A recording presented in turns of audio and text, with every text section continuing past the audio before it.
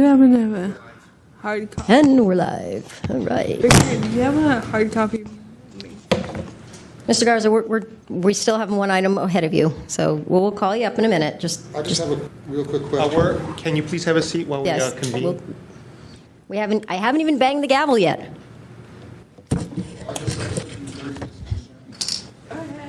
You'll have a chance. All right, we ready, Mr. Clark? Yes. All right.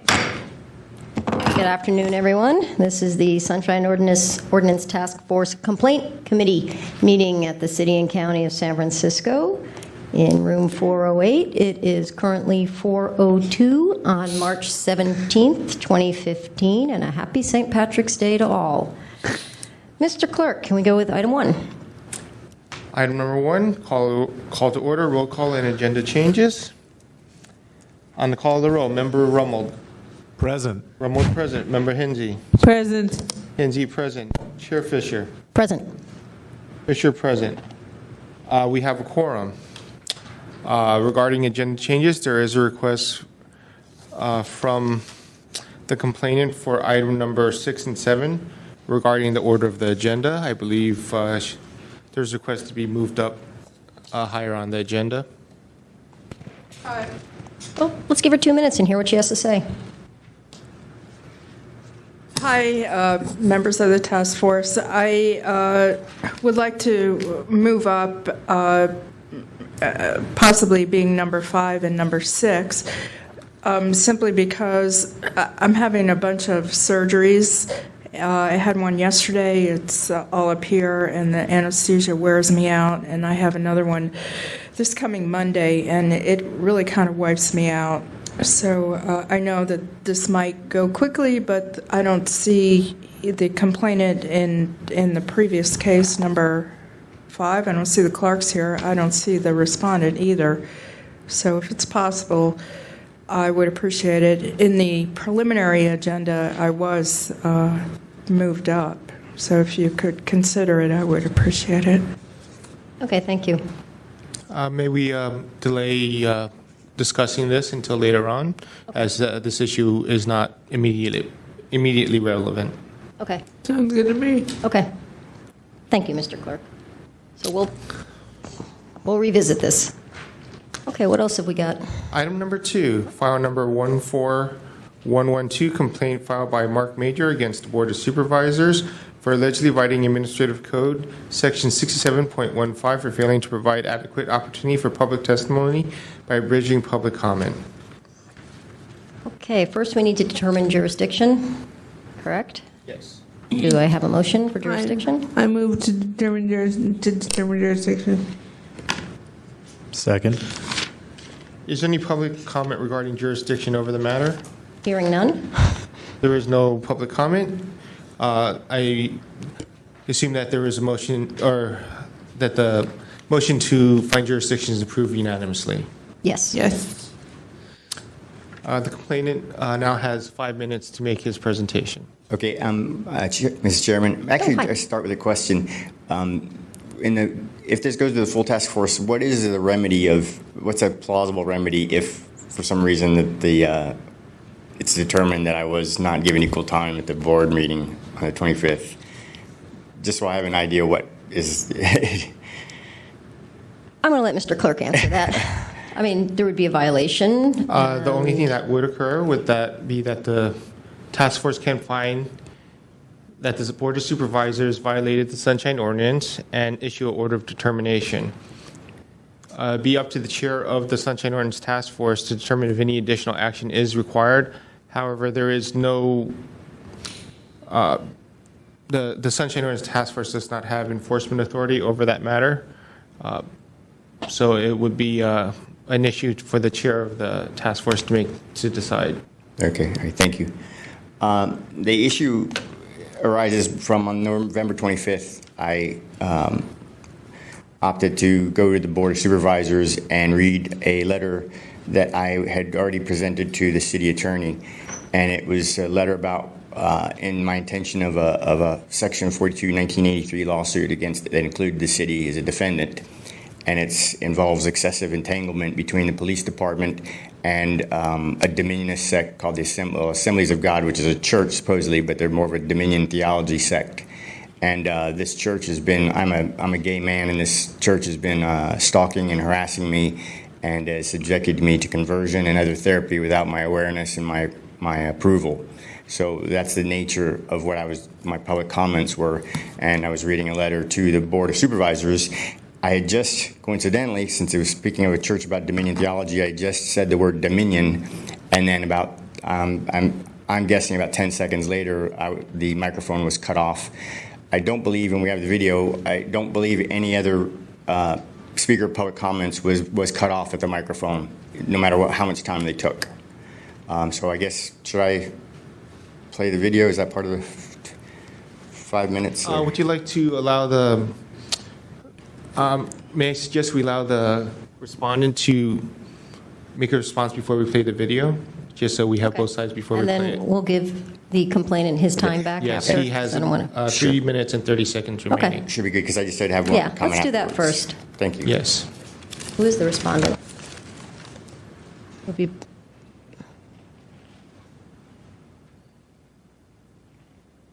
Oh, hi. Hi. Hi there. Wilson Ng, Records Manager for the Office of the Clerk of the Board. Oh, you're from, the okay, clerk. Yeah. So I'm speaking on behalf of the Office of the Clerk of the Board. On Mr. Mark Major's complaint, it actually was only a 2-sentence complaint saying that during general public comment, the microphone was shut off before the 2-minute time limit expired, and my public comment was therefore censored. And in response to that, during the meeting, Ms. Angela Calvillo and Mr. Rick Caldera, Legislative Deputy Director, were both present at the meeting. And they did announce that the opportunity to address the board for up to 2 minutes for general public comment. And that's at the 3-hour, 31-minute mark and 45 seconds. And when Mr. Major approached the stand, his public comment lasted for 2 minutes, a total duration of 2 minutes and 2 seconds. And the time marker there, when we actually watched the video, is from 3 hours, 36 minutes, and 33 seconds till 3 hours, 38 minutes, and 35 seconds. The warning bells and the final bells were both sounded accordingly, and everybody every member of the public was issued the same amount of time, which was 2 minutes. Anybody that exceeded that allotment of time is, that as a general procedure, the mic would be shut off. But those 2 warning bells are there to alert the speaker to let them know that your time is approaching, and that if you exceed that 2-minute duration, there's really no option other than to cut off the mic at that point. So. Thank you. Thank you. So should we go to the video now, or? Mr. Clerk, can we just do the last 30 seconds of the video, or you want to do the whole thing, or? This is leading up to the complainant. right, go It's ahead. close as I can get. All right.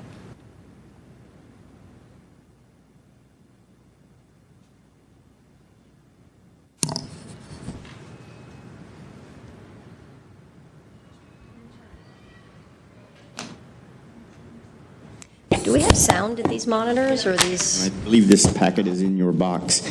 And it might be relative to what is happening in DuBose Park, but I'm going to read you a letter that I've delivered to the city attorney regarding the atrocity of my civil rights and a hate crime that's being committed against me. Mr. City Attorney, this letter is notify you of the forthcoming claim against the city and county of San Francisco that is, I believe, timely until about January 2015. Such claim relates to, among other matters, false entry of medical records in my name that were held at the Office of Mobile Crisis.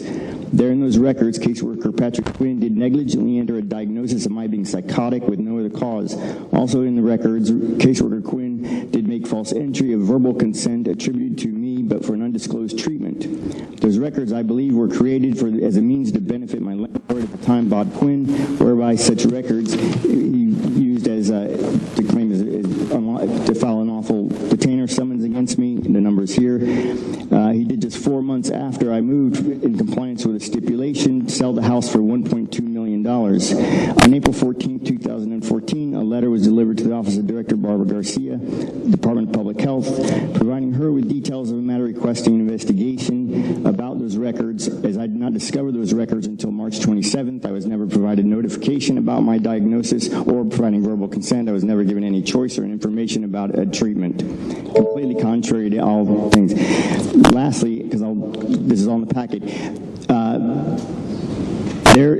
these records were created, and there is a secular dominionist group that has been stalking me, and it is a hate crime, and it is also being perpetrated by the San Francisco Police Department. Last night, I was shanked by an informant to the police department as I was going to prepare the claim that I have against the city. And in the since June of 14th, I have been violently assaulted 8 times.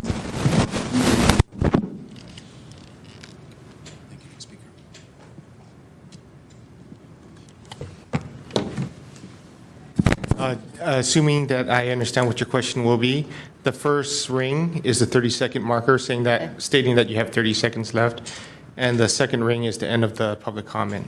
Okay. So the complainant still has some more time left, yes. Right? Does he get the full 3 minutes, or did that 2 minutes count as part of it, or? Your discretion, but I would say let's allow him his. Go ahead. Mr. Chair, I probably wouldn't take that much time. Go ahead. Because I just have two Set it for comments like of that. 3 or Is something. that you can't tell there, but my understanding is, and maybe the board will, the clerk or the board will see it, that no other public comment speaker was cut off, no matter what time they took. And my understanding of the rules are that everybody gets equal time. It might be 2 minutes, but everybody gets the same equal time, and that should, that's my understanding of the rules of that. No other speaker, from my understanding, was cut off after 2 minutes. Only I was, and I was there for the whole meeting. So that's my complaint, is that they might have followed the rules of the 2 minutes, but the mic was cut off on me and only me. I was singled out to be censored, in my opinion. And then lastly.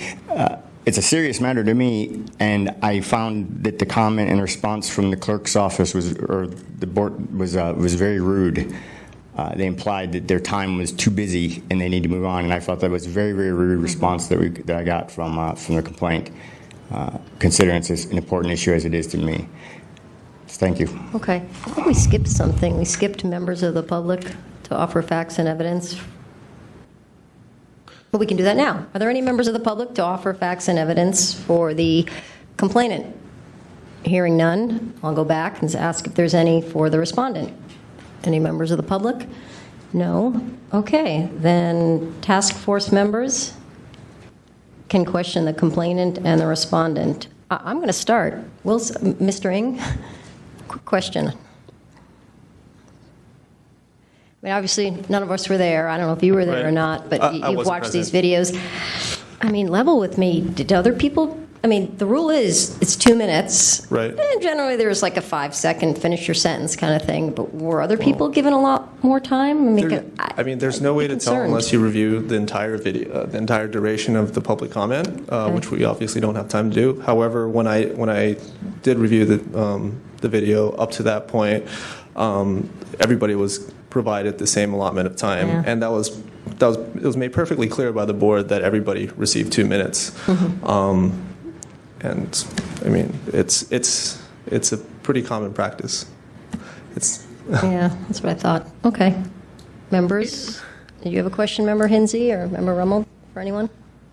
I mean, I think you pretty much hit the nail on the head with that one. I mean, the key is, did other people get the same time or lack thereof?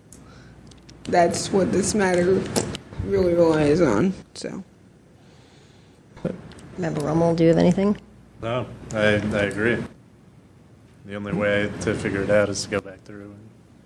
Yeah. And all I can say is, like, to the best of my knowledge, everybody got the same exact amount of time, unless we can demonstrate otherwise. I mean. Yeah, I mean, I've been to a lot of these meetings, and it's that 2 minute goes off, you finish your sentence, and that's about it. And it's a pretty hard rule.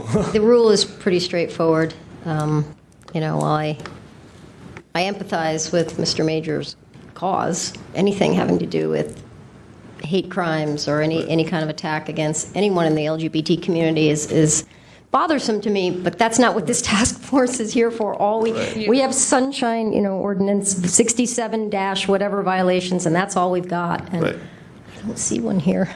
Is it automatic? I sometimes serve as clerk for the Board of Supervisors, and it's our standard policy to turn off the microphones once that 2-minute timer goes off. Right. But there's a human that does it. Yes. There's Yes. a human Here's element to it somewhere. Here's the timer. There is a and button that that's flips pushed. We'll call you back up again. But in either case, the final bell that sounds to notify you that your time is up, that is automatic. on. Right. But the cutting off the mic is. Yeah. Okay. Thank you, Mr. Ng. You may sit down. Does anyone have any questions for anyone else? No, I'm good. So this is normally, where's Mr. Major? Where'd you go? So, well, actually, unless somebody has any questions for you, then I have a question. my question was going to be, what would you like to? I was getting to that. Unless somebody has a question for you, then you don't come up and address us. But my fellow member here and I feel that you have something to say. So our question to you is, what would you like to say to us? Thank you, Mr. Rummel. I was on that. I would just like to say I appeal to the board to maybe get a more definitive report on all the public comment speakers, because I'm absolutely certain that no other speaker was cut off at the mic, no matter how much time they took, and many of the speakers went over their time, over their 2 minutes. There was one man that went to the mic twice and sang the belt. I mean, he ran at probably close to 3 minutes and was not cut off. I was the only public comment speaker to be cut off at the mic at that board meeting. And I'm certain of that. I don't have the video of it, of course, but and that is the issue. It's not a matter of is it 2 minutes. It's an equity among all of the public comment speakers, and that is the issue. Right. No, I understand. All right. I understand. And then if I was cut off and singled out, why did that happen? Is what I would like to understand that, because anyway, that's what. Okay. That's how I'll close with that. Well, I mean, we have a way of figuring this out in front of us. We just have not done it yet. So, I volunteer myself to go through and time everyone's public comment and make sure that Well, it's all- I think the greater issue is public comment is 2 minutes. Right. And whether up to 2 minutes, thank you, and whether we agree or disagree with what went on, as we saw in the video, the complainant, Mr. Major, got his 2 minutes and 5 seconds or something. Well, but actually, I think his point is well taken, that Right. if other people were given 3 minutes, He deserved. Yeah, he's no, I know. allowed to get I'm not as sure much if- time as everyone else. I'm not sure if that would come under any specific violation of the Sunshine Ordinance, I think- subsection 67 point blah, blah, blah. But I'll leave it up to my members. What do you want to do?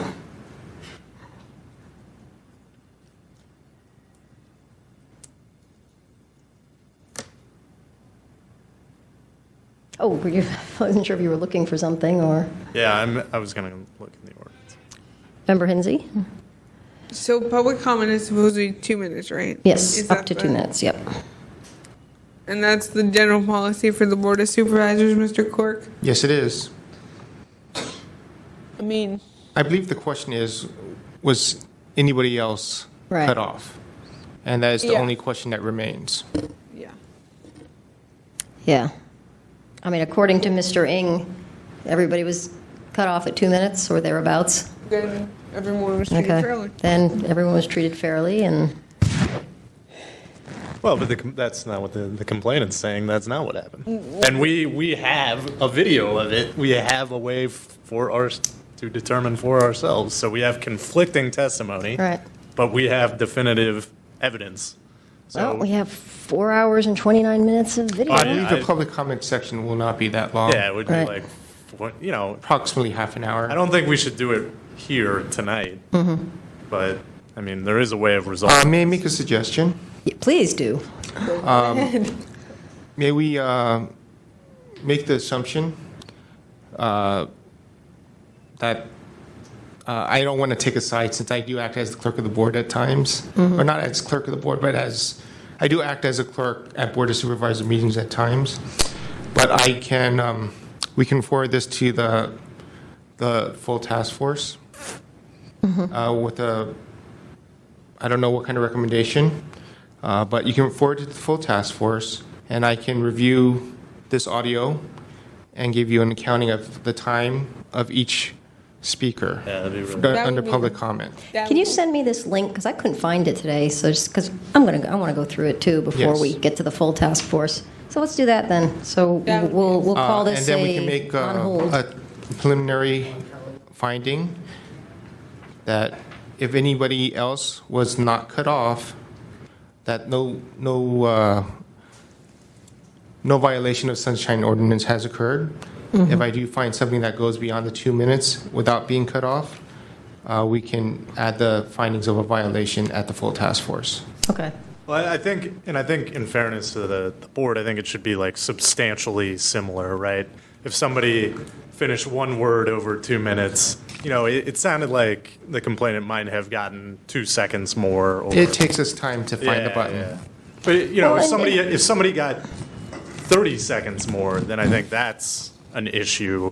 But if somebody got 1 second more, I think. Well, usually that's- I didn't. I will give you a full accounting of what I Yeah. find. Right. I think he finished his sentence. Yeah. To get to your question about a specific provision of the ordinance, so 6715C says time limits, which is a subsection on public testimony, says time limits shall be applied uniformly to members of the public So it is wishing C. to testify.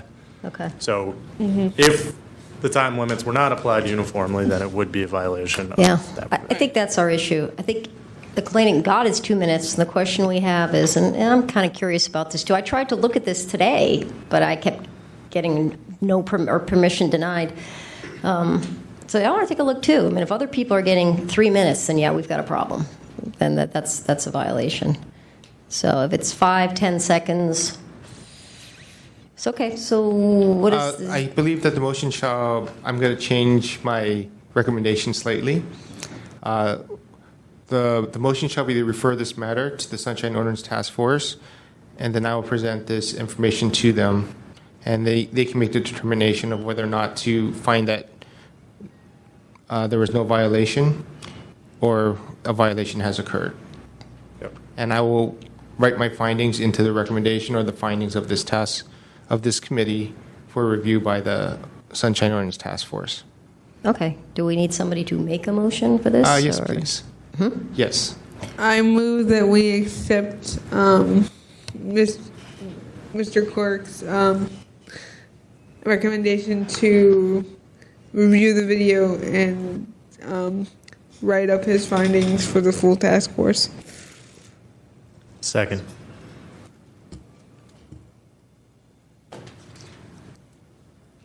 This matter will be referred to the task force. I just want to state that I will invite both parties to the full task force meeting, but they are not required to attend.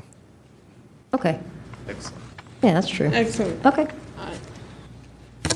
I guess this matter is for now. We should allow the complainant to make his rebuttal, if any.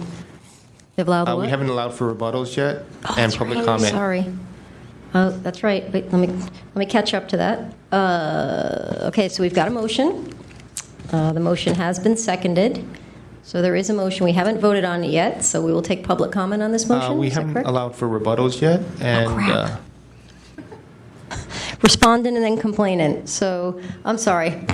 As Mr. Clerk has said, we now allow rebuttals, and the respondent goes first. You get 3 minutes, and then complainant, you'll have 3 minutes.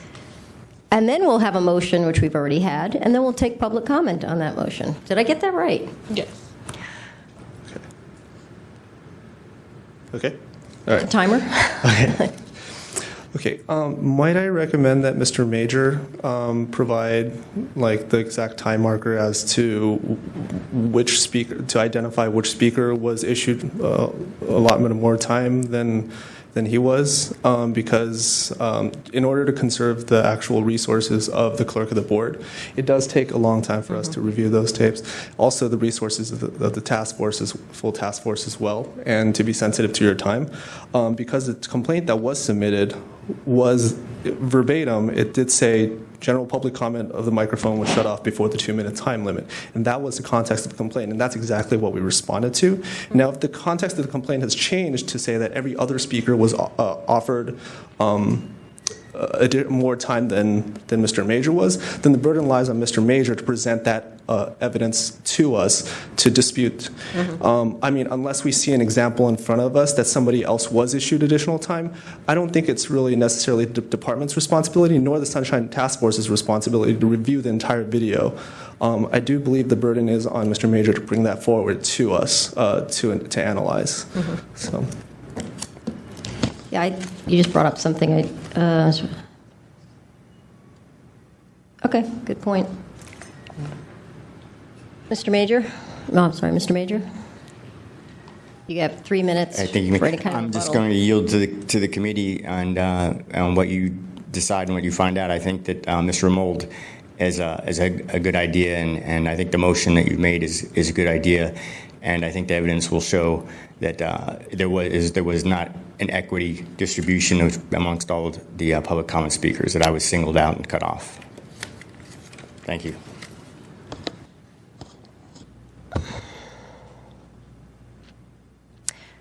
So we've finished that, so now we've got the motion. Public comment? Given this new information, okay, any public comment? Yes, hi, my name is minutes. Jason Grant Garza, and unfortunately I've been, in front of the Sunshine Task Force and been played many, many, many times.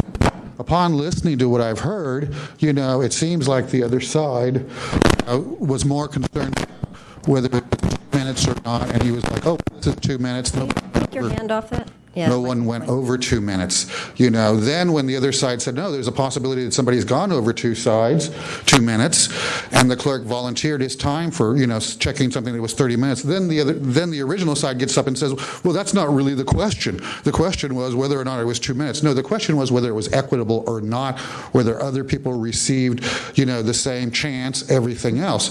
It's almost like they're switching the apples and the horses and the carts all around you, moving the goalposts. It's don't look over here, but look over there. No, it's totally incorrect. The clerk made a more than reasonable suggestion based on the fact that the evidence is there, to shy away from the evidence and to come to a correct conclusion after having the evidence in front of you and not use the evidence to simply say, well, the rule is 2 minutes, would circumvent the other person from having his due process and being equitable.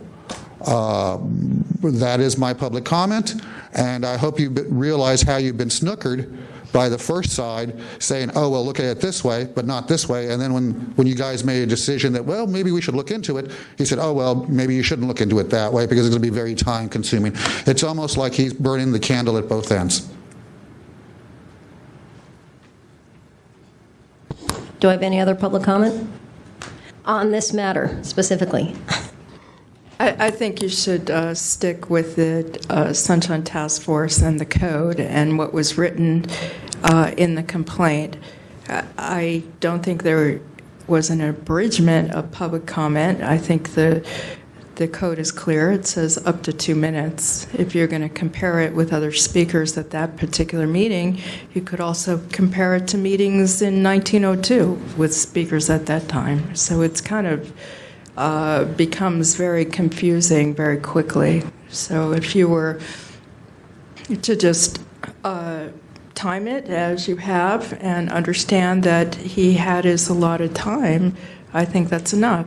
I think the issue here is very often what happens with members of the public. They're not used to speaking under public comment. They don't write down what they have to say. They don't time it. They just sort of, ramble and jump into it. And if they get cut off, they get a little bit pissed off.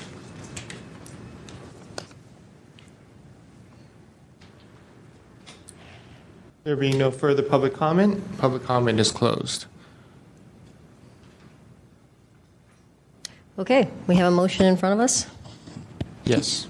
The motion is to refer the matter to the Sunshine Ordinance Task Force, and I, as the administrator, shall review the audio and provide in my report to the Sunshine Ordinance Task Force my findings.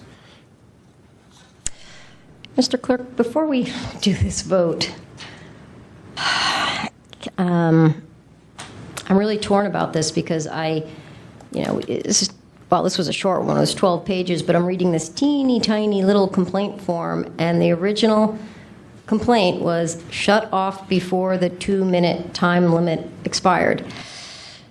As we've all seen on the video, that didn't happen. But then we here on the complaint committee kind of spun this out into the, well, other people may have gotten 2 minutes or more. So now I'm a little concerned because the original complaint was before the 2-minute time limit expired, and we've proven it was not shut off.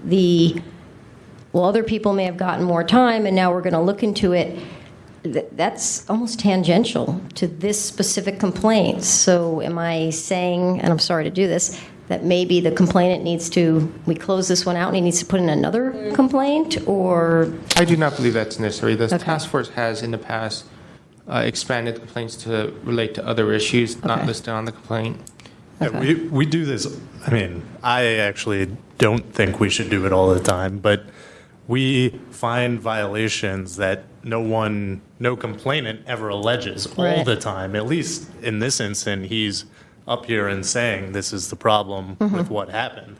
So, I feel much more comfortable with it. I agree that it's not best practices to spring it on somebody at the hearing, but I mean, if they want, we're going to review the tape, and then they have another opportunity at the hearing in the full task force if they would like to add something.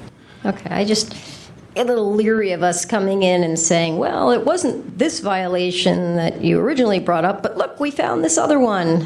But, we that's, I guess, our job. All the time. So. We do that all the time. Yeah, and I share your I know. your concern about us finding ones that nobody's complaining about. As do I. But in this instance, he's actually complaining about this. Yeah, So I'm with you. I'm going to vote for this. So, all right. I just wanted to have that officially out there on the record that we are kind of expanding this complaint a little bit. Let's see what our other 7 or 8 colleagues have to say about this. Yes.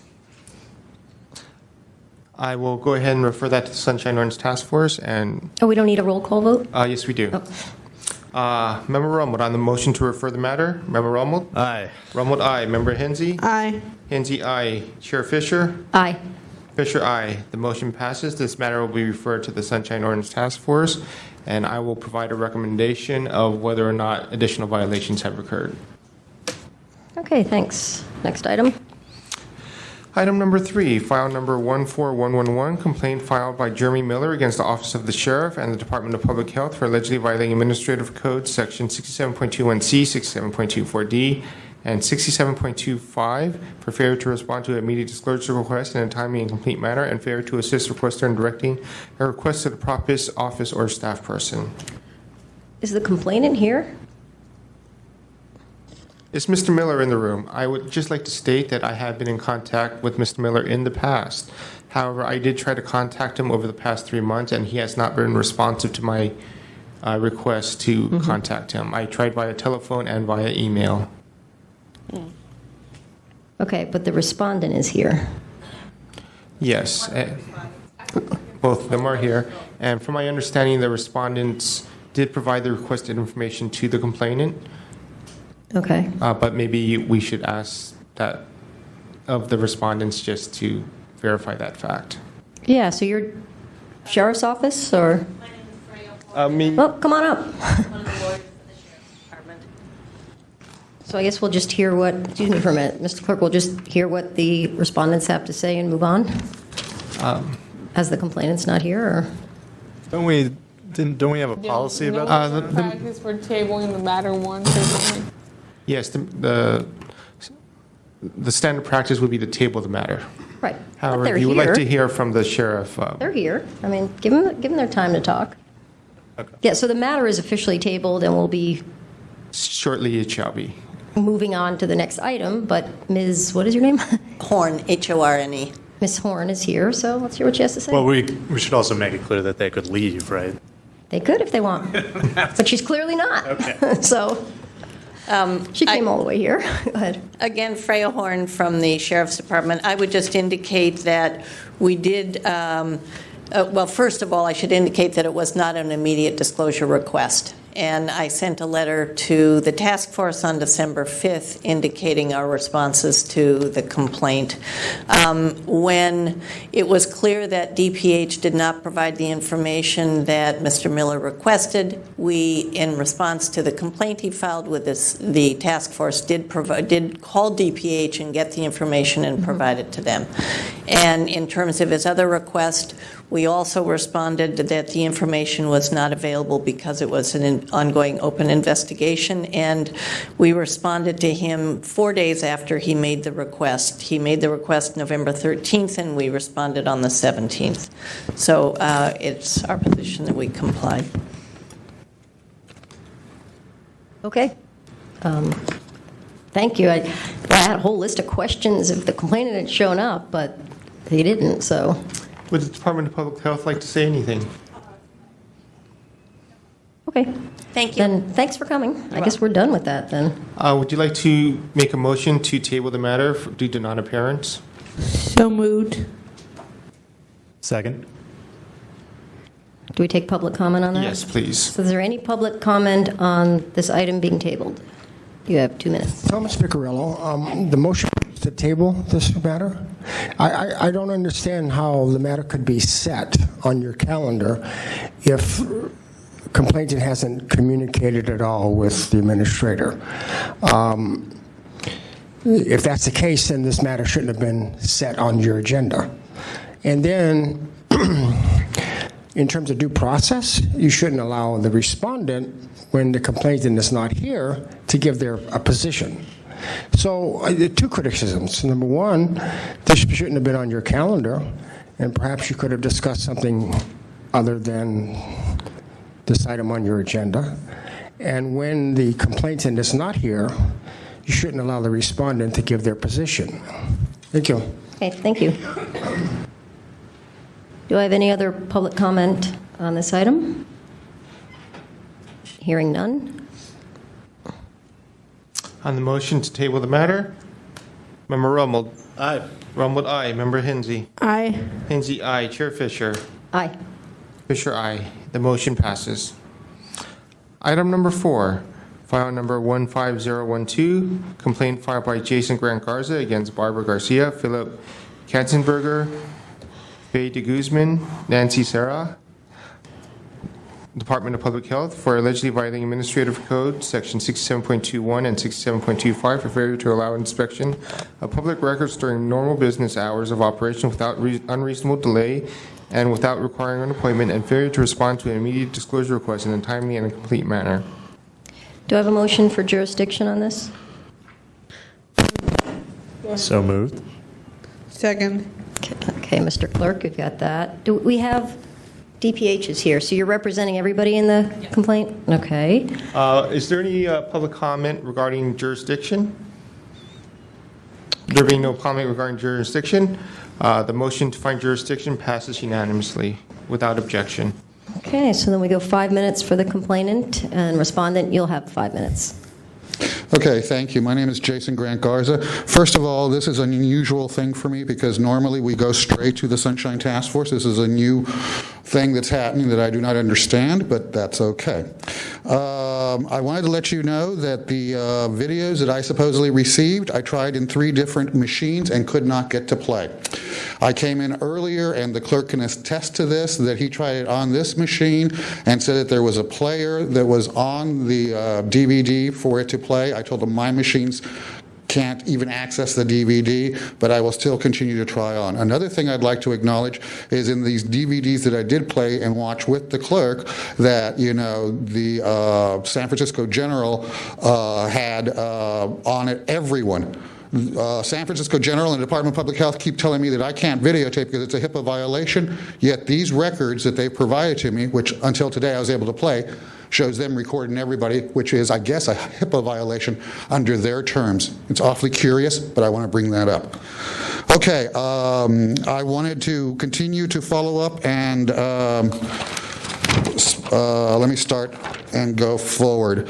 I want to also let you know that the last time I was here, I had requested either videos or policies from the Sheriff's Department regarding the 3 denials of emergency services at San Francisco General. The sheriff has not sent me those policies. It was referred to the education and training. So I never received the videos from the sheriff. I've never received any policies regarding, his and the video retention at San Francisco General. Just to continue to prove that nothing ever works.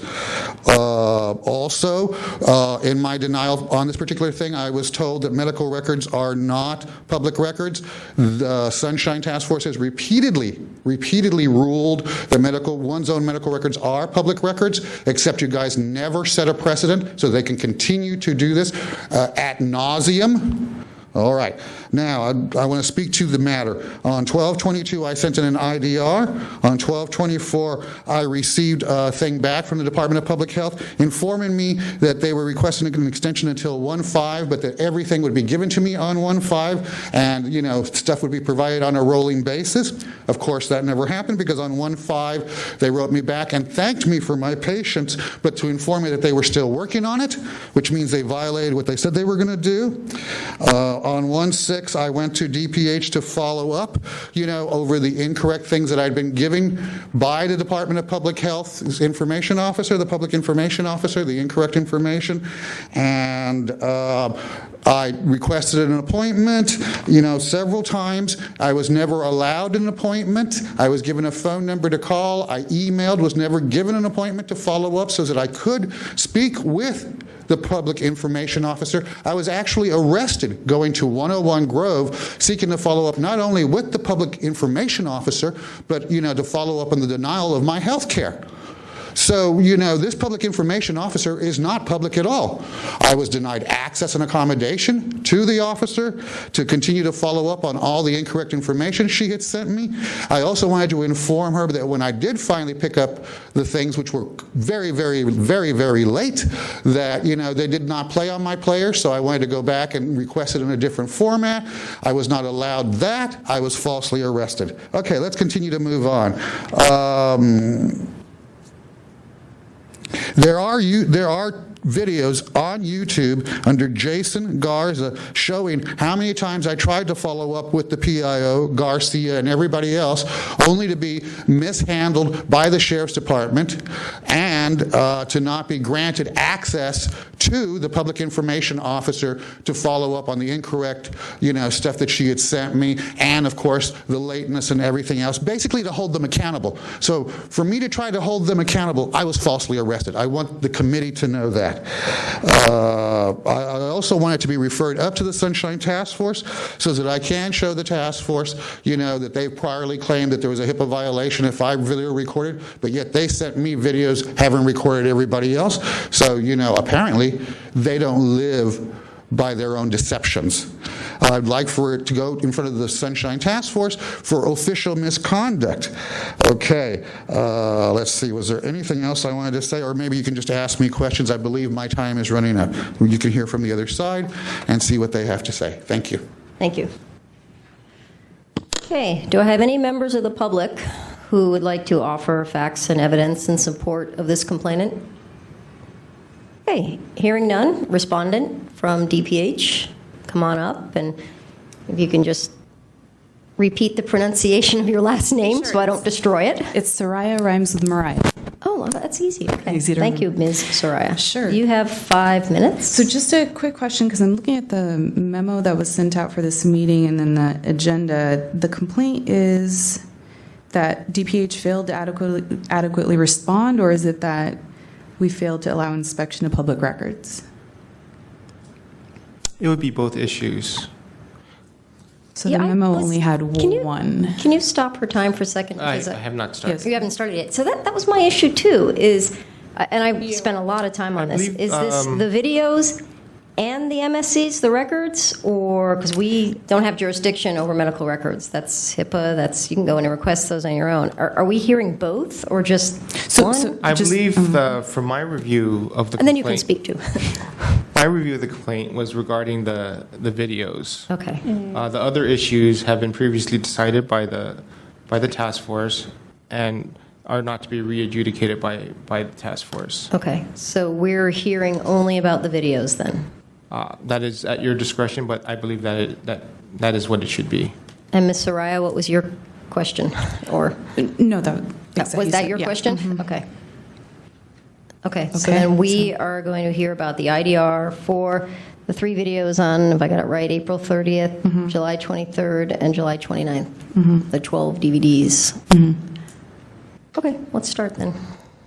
Okay, so You have 5 minutes. Okay, thanks. So Mr. Garza reviewed it, exactly the way I have it on December 22nd, 2014. We received his IDR for 3 days worth of video from San Francisco General Hospital.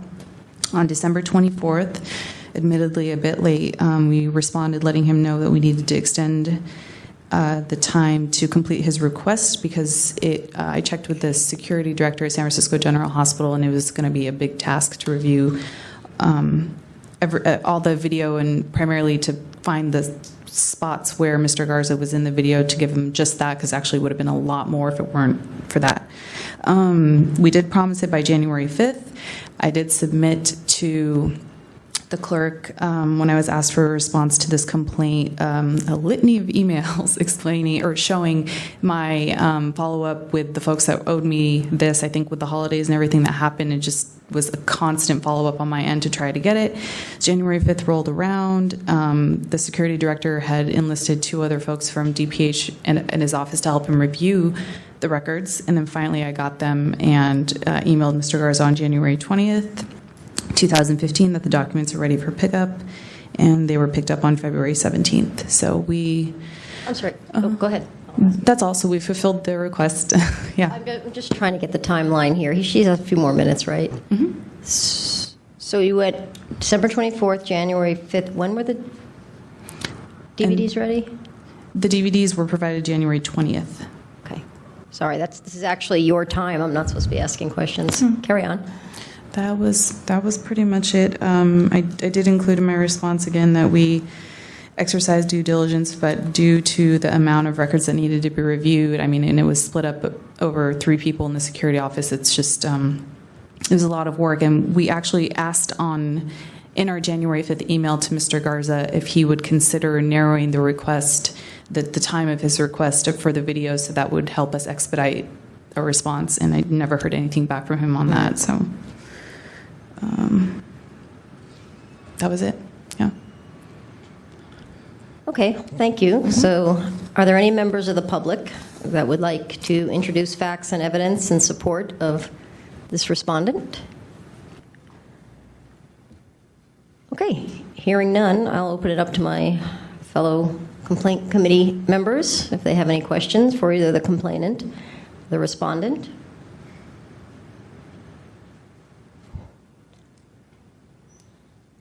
Member Hinsey, you're giving this look? Is that I have something to say look? No. I'm just trying to get the timeline down, too. Yeah, we're trying to get the timeline. So come on back up. Oh, you're already here. How convenient. So I actually went through the 72 pages of this, and I was trying to match it up, too. So the original IDR was, and it was an IDR, correct? It was. Mr. Garza? Okay, so it was December 24th. And then you got back to him. December 22nd. I'm sorry. I was trying to help you out here. 22nd. Now, let's be correct here. Was the 22nd. You got back to him on the 5th and said, we need more time? No, we got back to him on December 24th. Oh, so you responded. Yeah. Okay, so you did the right thing. And then what happened on January 5th? So January 5th was the end of the 14-day extension. Right. And then we informed him that we still needed time. We were still reviewing the records, and we would get them to him as soon as possible. So you did tell him on the 5th then that you needed more time? We did. Did you request another extension? No.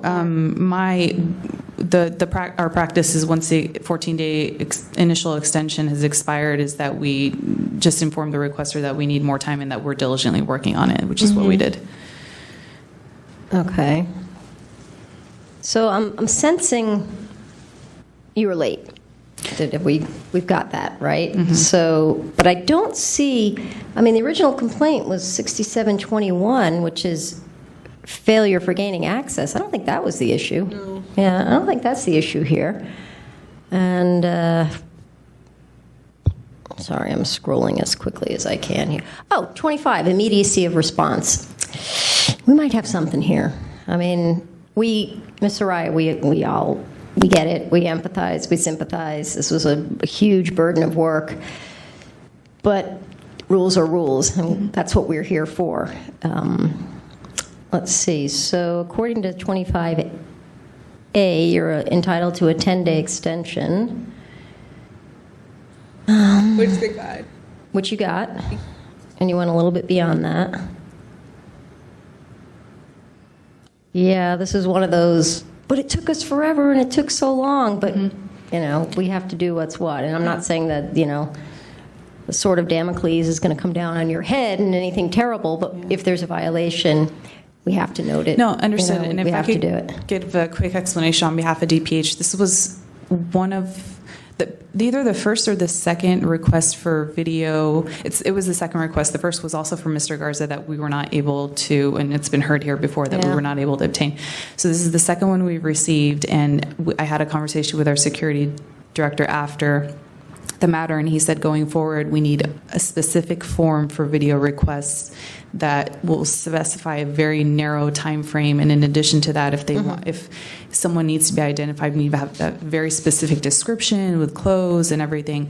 Otherwise, it'll take as long as it did for this request for... I mean, I think what happens with this, and the reason why, once I figure out which one it is, I'm going to say, yeah, it was a violation, is what it's done is it's created a teachable moment for you. Exactly, yeah. So, you know, there's the good news back. Cloud has silver lining, I don't know, whatever the metaphor is. So, Spark, help me out here. Is this 25 dot... I don't know. I mean, A or B?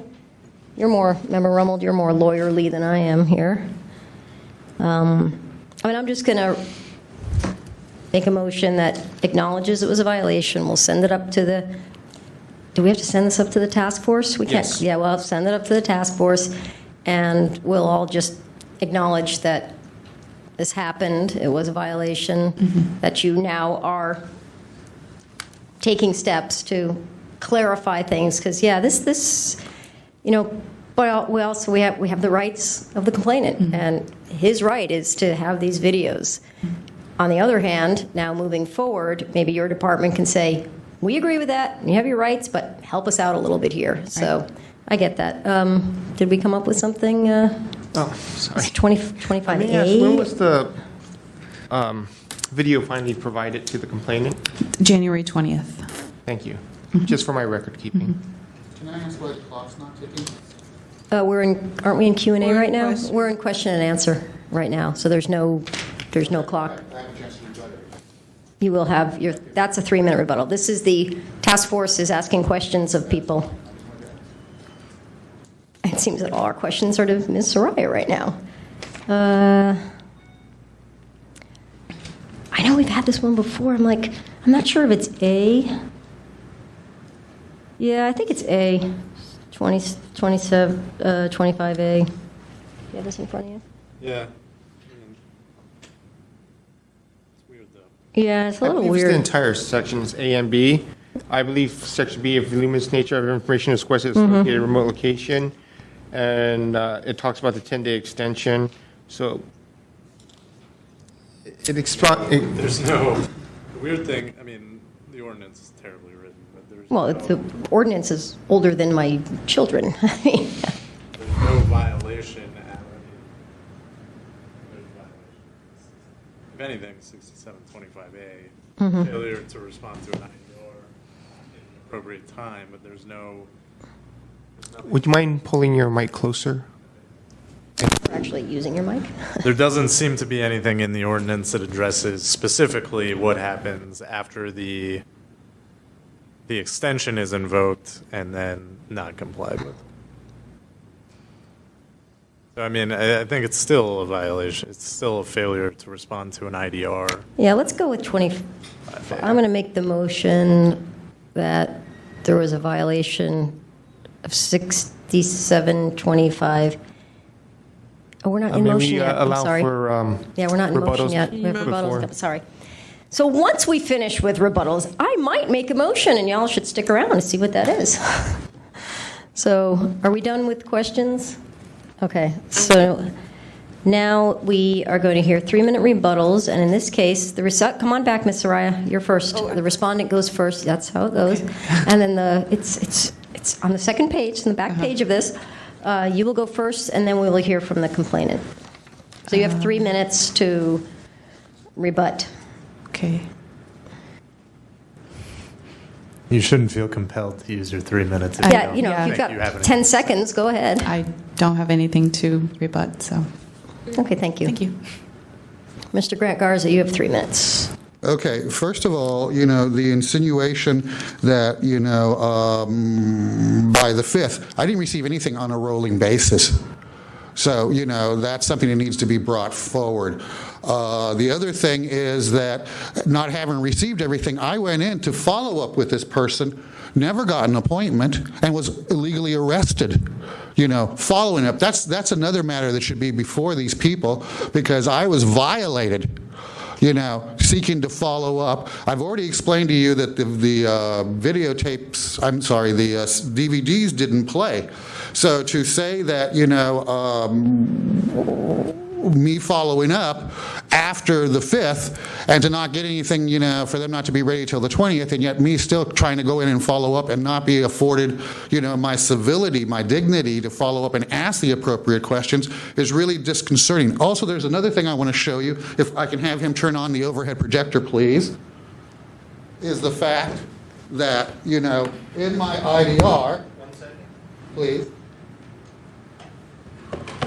In my IDR, I also asked for, any subsequent stuff that was sent, per this IDR. There's stuff in this file that you guys have that I never received follow-up. For example,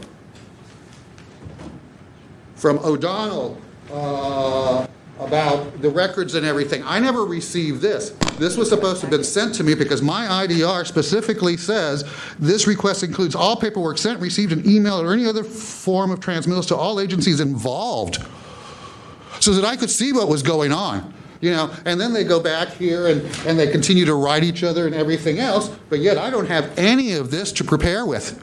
Why is it in the file here, about policies and records and everything else, but I've never even received this?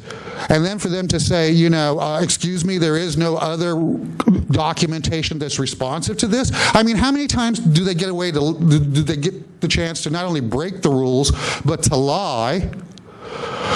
Here it is.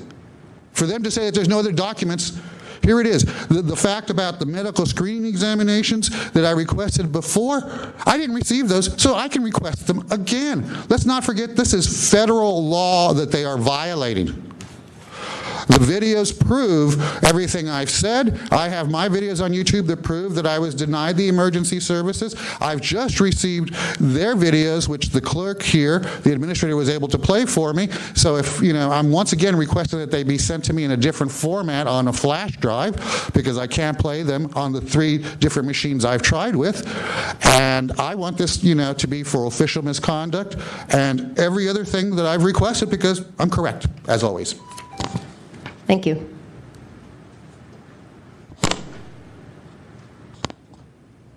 I've already lost track of where we are. We are playing so we're at motion now. Yes. Oh, I'll open it up to does anyone have a motion? All right, then I'll do my motion. I'm going to make a motion to forward this to the task force for the violation of 6725A for the immediacy of response. Regarding the videos. Regarding the videos.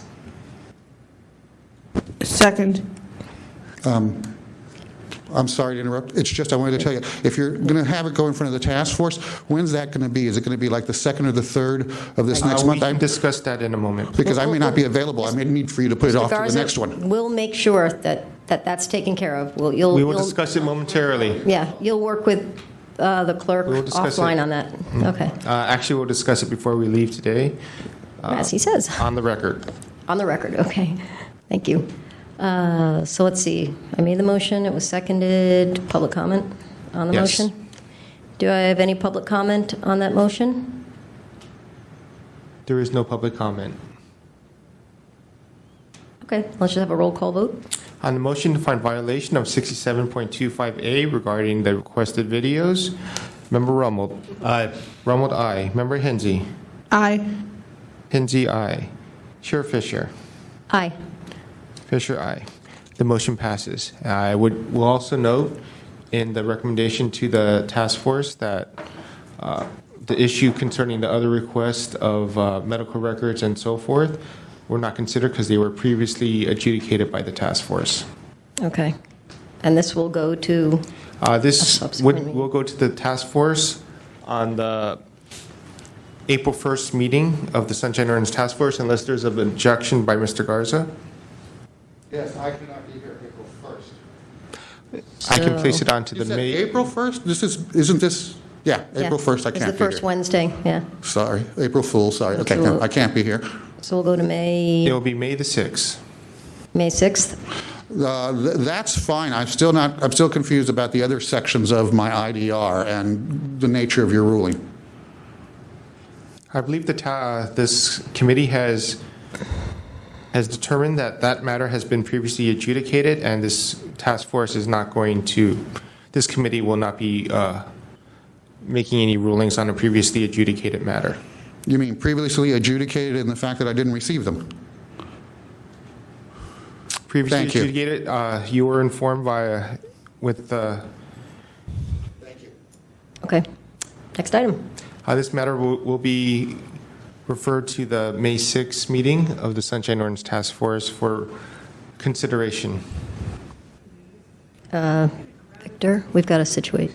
Yeah, but you could say, please, it's not going to grab it. Hey, excuse me, please. Mr. Clark, is there something? Please have a seat. Please have a seat, Mr. Clark. I will give you my copy. Mr. Clark, have a seat. Actually, yeah, do what he says. Have a seat, Mr. Clark. What is that book, the red book? It's, I have a spare copy. They can both have their own. It's the It's a copy of the packet. packet, okay. Okay, call the next item. Would you like to consider the matter of changing the order of the agenda? Let's stick with what we've got. Yes. Item number 5, file number 15009, complaint filed by William Clark against the San Francisco Arts Commission for allegedly violating Administrative Code, Section 67.5, by removing items from the agenda without prior notice or discussion and conducting a seriatim meeting related to the January 14, 2015 Street Artist Program Community Meeting Agenda regarding the issue of jurisdiction. Motion to find jurisdiction. Second. Do we have any public okay, do we have to vote on that first? Do we have any public comment on jurisdiction? Hearing none. I mean, it's the Arts Commission, that's a department. We have jurisdiction. There being no public comment, the committee Let's just pass that approves with the motion to find jurisdiction without objection. The motion passes unanimously. Okay, so we're going to have who is here for the respondent? Is that you? Okay. So you have 5 minutes. Thanks. Before starts, I'd like to make you aware that William Clark is the only complainant. My brother, Robert Clark, is not a complainant. So you're William. I'm William. I just want to say what that was about was I just asked to look at the book. We saw it. And she refused. Let's carry on. It's okay. Let's move on. I also would like to put this in evidence, a CD of the particular hearing that we're discussing on this matter, which is the 11415. I currently have a MP3 version queued up, and it is in my file. Okay, so we have that. But I will take that for the file. Okay, great. Thank you. Try to make it as simple as possible. What this is about, this is regarding 2 issues that occurred at the 11415 Street Arts Program Committee meeting. The first issue was in regards to the director's report, which is a permanent agenda item on the Street Artists Committee agenda. that discusses issues relating to the budget and other things. And at this particular meeting, 32 seconds into the meeting, the chairperson, Commissioner Sky, announced that she was just going to drop the director's report completely and move on to the next item, which was a proposal that I had requested. And that when she made the statement, she didn't ask for a motion to drop it. There was no motion. There was no public comment whether or not that the item should be dropped. And I am aware of the fact that the commission can remove things on an agenda, and that they should make those announcements at the beginning of the meeting. However, this wasn't like a proposal that was put on the calendar by any member of the public. This was an agenda item that was put on this calendar by the Full Arts Commission, so that they could present us with that information. And in that, within 32 seconds of that was discarded, and there was no comment for public comment. They just went on to the next item, which was an item which I was proposing to be heard that day. And I was unable to make it to the meeting for a personal emergency that I had that day, so I was not present, but I was interested in the results of that. And in the process of doing it, what my proposal was simply to make certain, I believe it was 27, or a certain number of, was less spaces, but a certain number of temporary Christmas spaces which were lost because of the BID walk downtown, as well as permanent spaces we lost and are continuing to lose until the Stockton Street construction is finished. So my proposal was to designate these spaces as permanent spaces for specifically after the construction was completed. And during the hearing, much of the discussion didn't even deal with what my proposal was other issues regarding the walk. However, during the hearing, the Commissioner Scar did make statements that and she says, we were told, I sent you that information in an email at several portions. She says, we were told that we were not going to vote on anything before that was going to, regarding anything after the construction was completed. And she also made several statements saying, we're not going to vote on this matter. And that we discussed, made some small comments which indicated that they had spoken previously to the meeting with somebody or several people, and that it was decided that they would not vote on the matter. And after the hearing completed and there was public commentary, there was no motion. The chair did not ask the committee for a motion to table the matter for various reasons, to continue or whatever. There was no motion made. She didn't ask any of the members if they had a motion. She just immediately tabled the item on the claims that they had already decided that they wouldn't vote on on this particular item, which dealt with these spaces being designated. So my complaint centers around both those issues, which indicated to me that there was some discussion and decision that was made prior to the meeting, and that was, as far as I'm concerned, I believe that's a violation of the Brown Act and the Sunshine Ordinance as far as seriatim meetings go.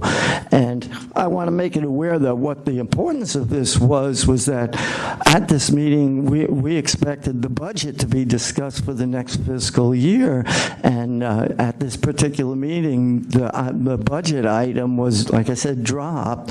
And so after that, we anticipated, well, when are we going to have the budget hearings? Normally, we have it executive committee. They didn't have it at the executive committee. Then we found out that 72 hours before the Full Arts Commission that they were going to pass the budget for this next fiscal year, and they included that in their full budget and did not make a single remark concerning the street arts budget, even though we are having financial problems this year, which I've discussed with you all previously. And so we were in anticipation anticipation of some comment being told to us as to when this budget was going to be discussed. And as a result of them not dropping this director's report and us not being able to ask any questions, the budget was passed through the full Arts Commission without any discussion at the Street Arts Committee, and we still are unaware of exactly what the figures are regarding the budget. So that's, I hope in a nutshell, that's it. Speakers on behalf. Do I have any speakers that would like to introduce facts and evidence on behalf of the complainant? I'll introduce facts and evidence, but not under support. You may speak during public comment. Was there really nobody else? Okay, I can't see beyond the podium. Okay, then I guess we'll hear from the respondent.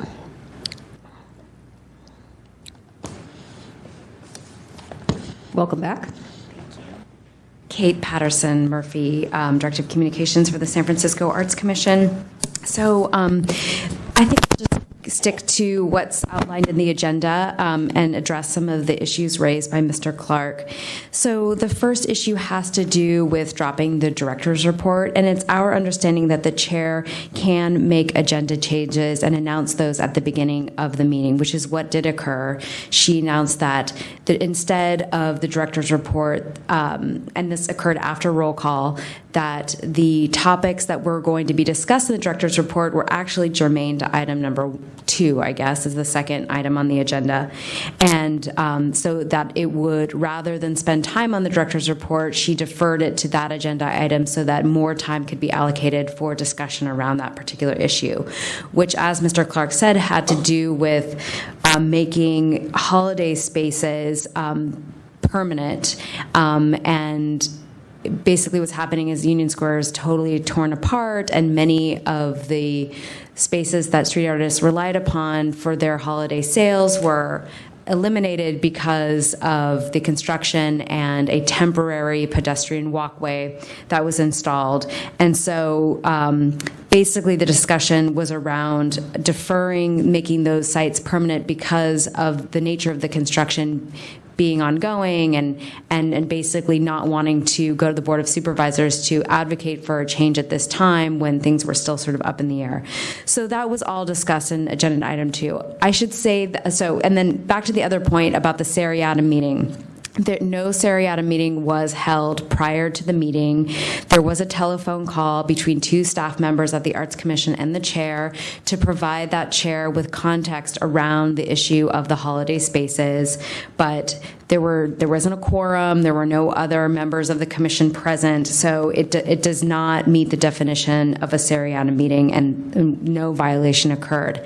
However, when I listened to the minutes today, it is confusing because the chair does use the pronoun we when she is referring to the issue. And so it does sound, based on the way she's, describing it, that some sort of meeting had occurred, but that is totally not the case. It's just her poor use of language in the moment, basically trying to, I think, reflect the details that were conveyed in that meeting. But again, there was no caucusing of commissioners prior to the meeting. The other commissioners were not privy to that particular phone call. It was all new information to them at that meeting, with the exception of the chair. And it's definitely within the purview of the other commissioners to also make a motion for a vote, which none of them did. So I'm just here to say that there was no Seriatim meeting. There was a discussion between 2 staff members and the commission. It does not meet the definitions in the Good Government Guide or the Brown Act, and no violation was made there. And also, we feel that no violation was made on the chair's part by eliminating the director's report, and since it was an agenda item and there was public comment following that agenda item. Okay, do I have anybody that would like to offer facts and evidence in support of that respondent? I never thought I'd do this, but here I am. You've got 3 minutes. In support of the respondent. Neither the clerks nor Ms. Patterson were present at that meeting. I was. And I've also listened to the audio, and I also audio taped it myself when I was there. So I'm pretty familiar with what took place at that meeting. First up, there was no seriatim meeting. Whether this phone call took place the day before or a week before, as was noted in one of the audio tapes, it's kind of irrelevant. It doesn't meet the definition of a seriatim meeting. So that claim is false. The other claim that the director's report is a standing thing is irrelevant. Whether her name is Commissioner Sklar, and I think the Clarks have a history of ranting to a 77-year-old woman screaming at her, which I find shocking, but nonetheless, Commissioner Sklar, Skyalar. Actually, her husband served Barbara Sklar? Barbara Sklar. Okay.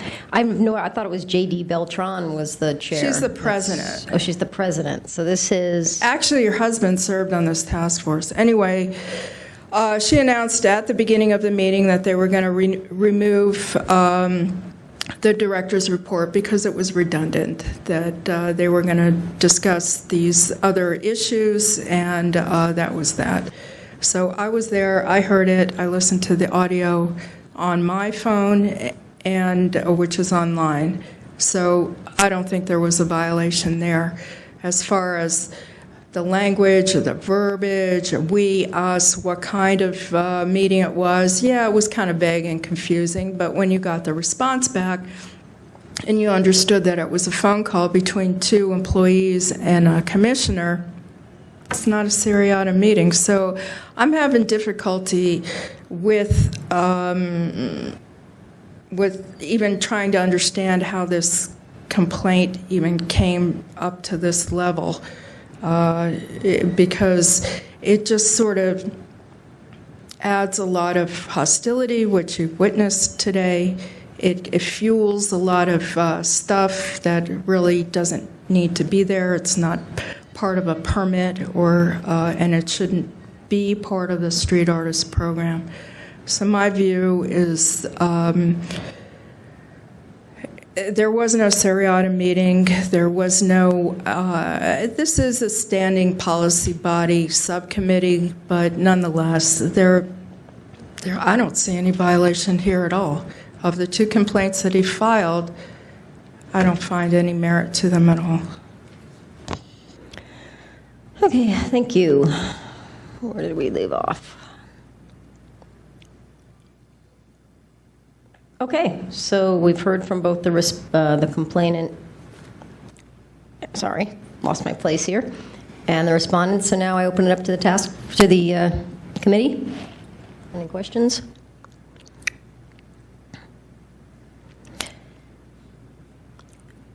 Member Rummel? Member Hinsey? I guess I'll ask Mr. Clark.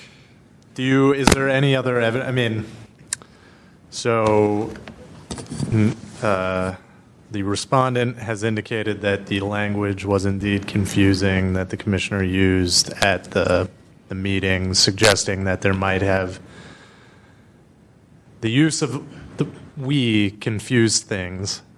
She's saying that there was no seriatim meeting. Do you have any other, and it's a weird burden to put on you, but is there any other evidence beside her use of the word "we" that suggests there was a seriatim? Well, I don't know if you read my email with the other quotes that I put in from there. I saw it, and to be honest, I wasn't entirely sure of the relevance of all of them. Well, I mean, she made the statement, we won't have a motion today. That was done during the meeting. That wasn't done at the end of the meeting, asking the commissioners the art commissioners whether anybody wanted to make a motion. That was done in the body of the meeting, making a statement that we won't do that. That indicates that motion was was indicated in the other language. So she also goes, since we don't have it as a motion, I don't think it's okay. So we're not going to take that. We are going to table that for further discussion. She made a decision that they don't have a motion in front of them, and they're right. But so you just used language right there that suggests there wasn't a seriatim meeting, right? You just said she made a decision that they didn't have a motion. So that, I mean, that, I'm not trying to suggest that it's up to you to prove that there was a seriatim meeting. It's like an impossible burden. All I'm saying is the decision was made before the calendar item was heard to table this item. But she could do that as the chair. No, as the chair, you're confusing the two items. The first item, as the chair, she could remove the agenda item. Right. However, it still requires a motion and a vote of the committee to do that. Okay. The second thing is that she decided after conversations with who knows who that they would not have a motion. And this was on your. This was on my item. Your item. Yeah, to do that. But I'll get a chance to rebut some other points in a few minutes. I'm assuming that. So I hope that answered the question to some degree. I think the language itself is pretty revealing. So, Mr. Clark,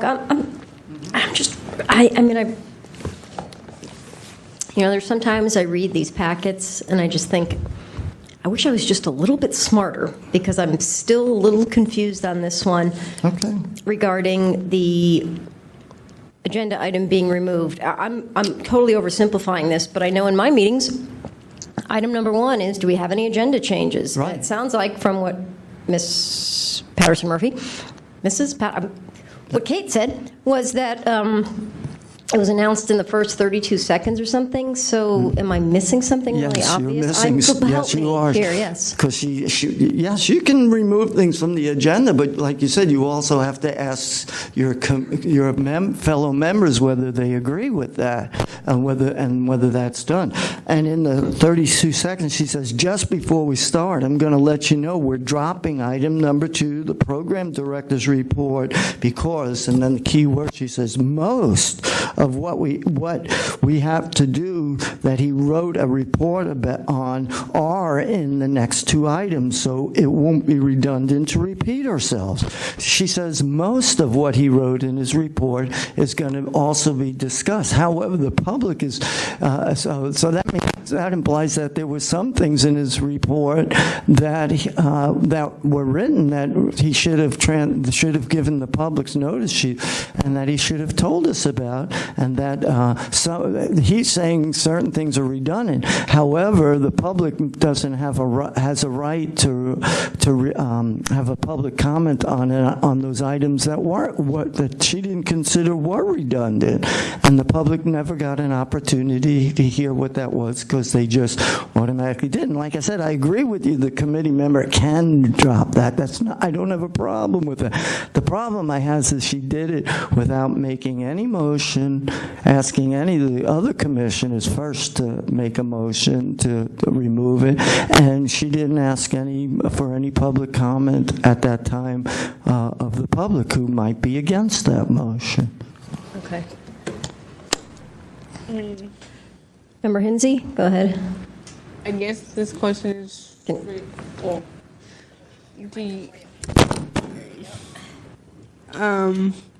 when we, for example, make agenda changes in our meeting, do we need to talk to members? I mean, is that something that needs to be done? Or? I'm going to refer that to Mr. Clerk, because we discuss it, and I don't know, do we sometimes take a motion on that or have public comment on that?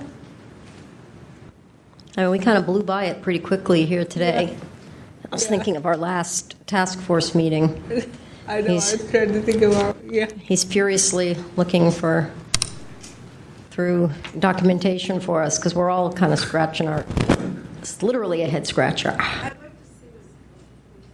Okay, hang on a sec. Well, I'm not going to ask him. Okay. Guys, I'm just going to throw this out there. We all want to maintain decorum here.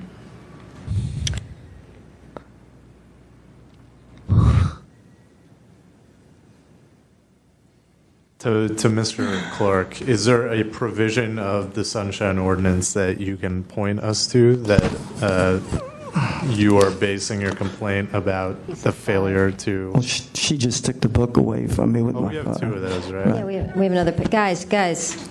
But I'm saying, as far as I'm concerned, in my complaint, I made it pretty clear that it was because they didn't follow the procedures to allow public comment on the first item. That Was public comment taken in the meeting? No. Public comment was not taken on the first agenda. No. In the meeting. On other agenda items? During the meeting, yes, yeah. on other agenda items, correct. And there was public comment on my proposal. Right. But there was no vote taken on the first agenda item. There was no vote taken on either item. Right. But there was no vote taken on the first one that was taken. Right. There was no motion, no vote, no public comment. Can you point He to actually a provision does. of the ordinance that He does. 67.5 was in his complaint. That's page 116.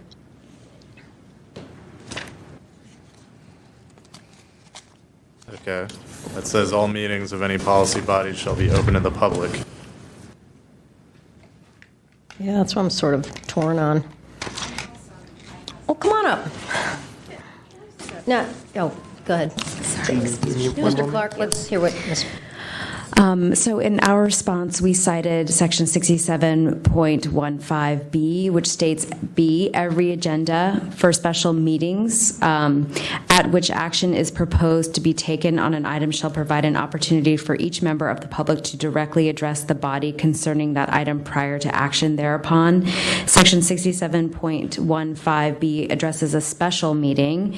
And so in this case, this wasn't a special meeting. It was a regular meeting of the Street Artists Committee. And then 67.15E states that to facilitate public input, any agenda changes or continuances shall be announced by the presiding officer of a policy body at the beginning of a meeting or soon thereafter as the change or continuance becomes known to such presiding officer. And so, again, Chair Sklar announced that the director's report would be addressed in the subsequent agenda items. And I just also want to note that the director's report is not an action item. And so, I'll save it for the rebuttal, but. May I make a quick Yes, note? Mr. Based Clerk. on that last statement, it sounds like the chair combined the director's report with an agenda item. Right.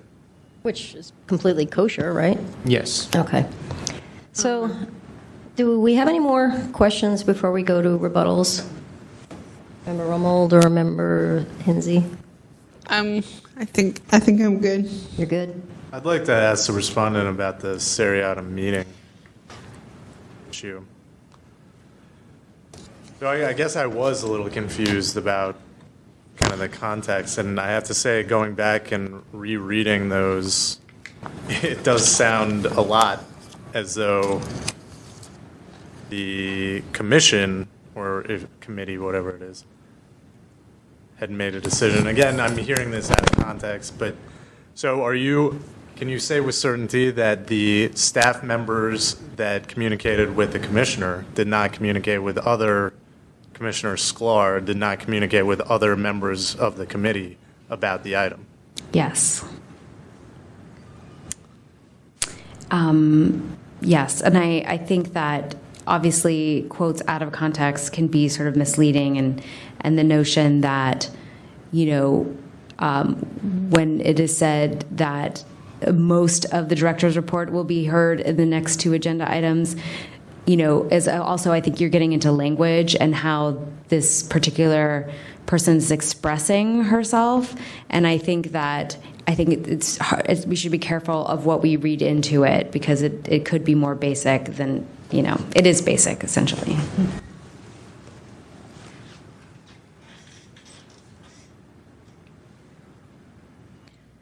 Do we have anything else before we go to rebuttals? No. Okay, let's go with our 3-minute rebuttals. We'll go with the respondent first and then the complainant. So again, I just want to emphasize that, there was a conversation between two staff members and the chair to provide additional contextual information around agenda items, and particularly around this rather complex issue having to do with the holiday spaces in the Union Square area. And we don't feel we made a violation on any of the counts, with regard to the seriatim meeting, and also with the severing of the director's report or the assuming of the director's report into the subsequent agenda items. And again, I think that the way the chair expressed herself, especially if you weren't there, is rather confusing because of her use of the word "we." And, while she did not make a motion, other members on that committee have the agency to make motions. So it seems like the outcome was not favorable to Mr. Clark, and obviously that's a bummer. But again, I think that there was nothing surreptitious going on here, and there was opportunity for public comment after that agenda item was heard. Thanks. Thanks. First of all, no, I wasn't unhappy with the results of that meeting. I can continue discussing things. I had no problem with their final results. So, and I'm getting tired of this personal attack that gets thrown at me. Regarding both of these issues, like I said before, the question is whether or not there was a decision made before the meeting took place, regardless of whether or not the commissioner chair can take the agenda item off and give proper notice. As I said, she does have proper notice to do that. But under the director's report, as I stated, we're in the middle of the budget hearings. We're anticipating information about our budgets. For my knowledge, we're over $127,000 in deficit. I also had a committee previous complaint in front of you dropped because I was told I was going to get financial information by October by the controller. By January, I didn't receive that information, and to this date, I haven't received it. So this director's report about the budget is a very important issue at this particular time, that we're entitled to know what our future budgets are going to be and how they're going to cost. So the fact that the items, the issues that dealt in the other items didn't have to be reported about under the director's report. Nobody's forcing Mr. Lazar to be redundant. However, the issues regarding the budget and financial situation at this time should have been reported, and the public should have had an opportunity to make statements or ask questions on that item. And I do feel that it would have been proper procedure for the commissioner, the chair, to request, to make the announcement she's going to drop this item and ask for a motion from her fellow members before the item is dropped, and that the public should have been allowed an opportunity to voice their opinion on the motion. That didn't happen. The seriatim meeting, I think the language speaks for itself. I think it's clear. They met, I don't care how many of them met, but several people met and had decided they weren't going to make a motion, and the commissioner never asked at the end of the meeting, she never asked the other commissioners, does anyone make a motion? She just tabled it immediately without even asking the other commissioners if they wanted to make a motion, and I do think that there's substance to this complaint.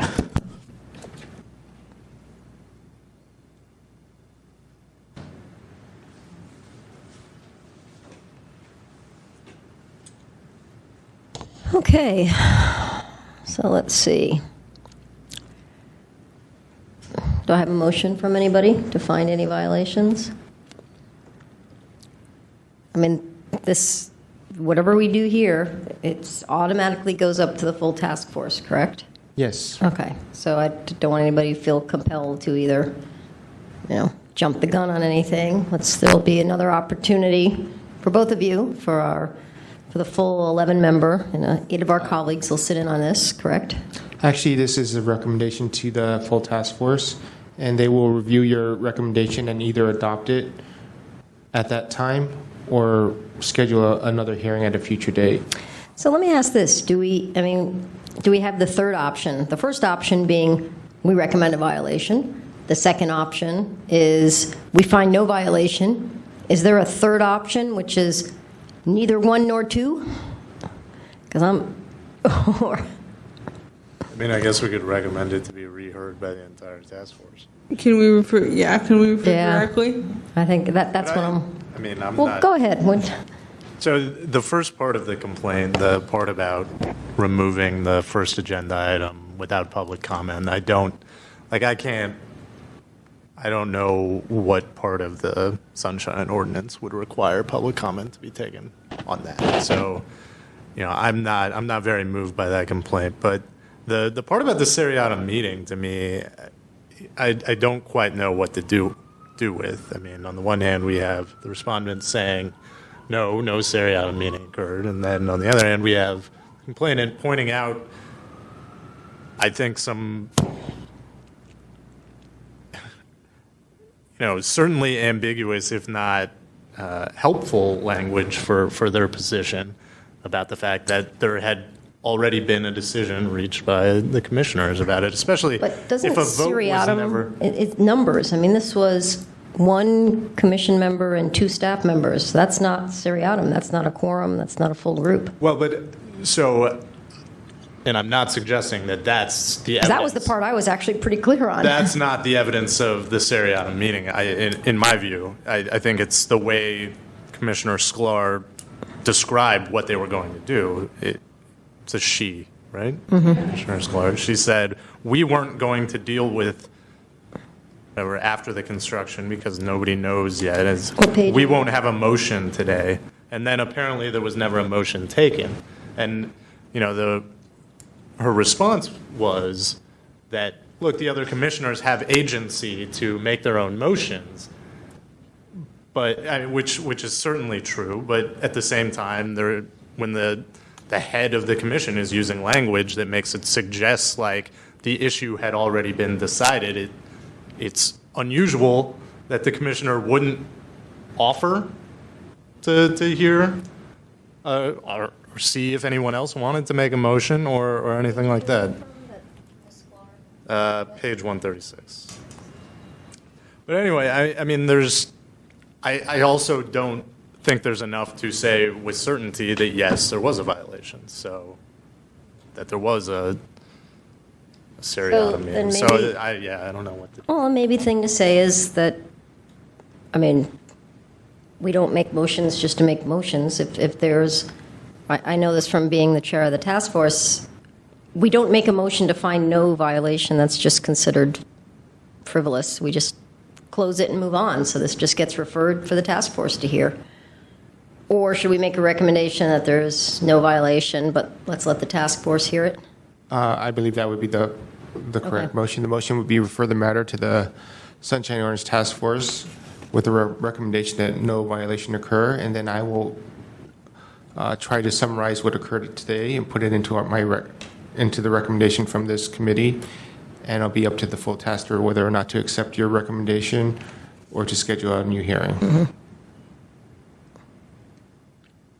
So we make this recommendation, and then it comes up in front of the task force. Anybody has a chance to both sides will be allowed to comment on it. And anybody in the task force can forward a violation at any time. They don't, correct? I'm not sure what. So this goes up to the full task force, and now there's 11 people hearing it, and a member of the task force says, well, I see a violation. They can make a motion for that, right? It's not a dead item. Actually, it would need to be rescheduled for a new hearing at a future date. It has to be a new hearing. Okay. However, that would need to be approved by a majority of the task force. Okay. To schedule a new hearing. Yeah, I'm not going to recommend a violation I don't see, so. Yeah, I don't see enough evidence to. Yeah. Okay.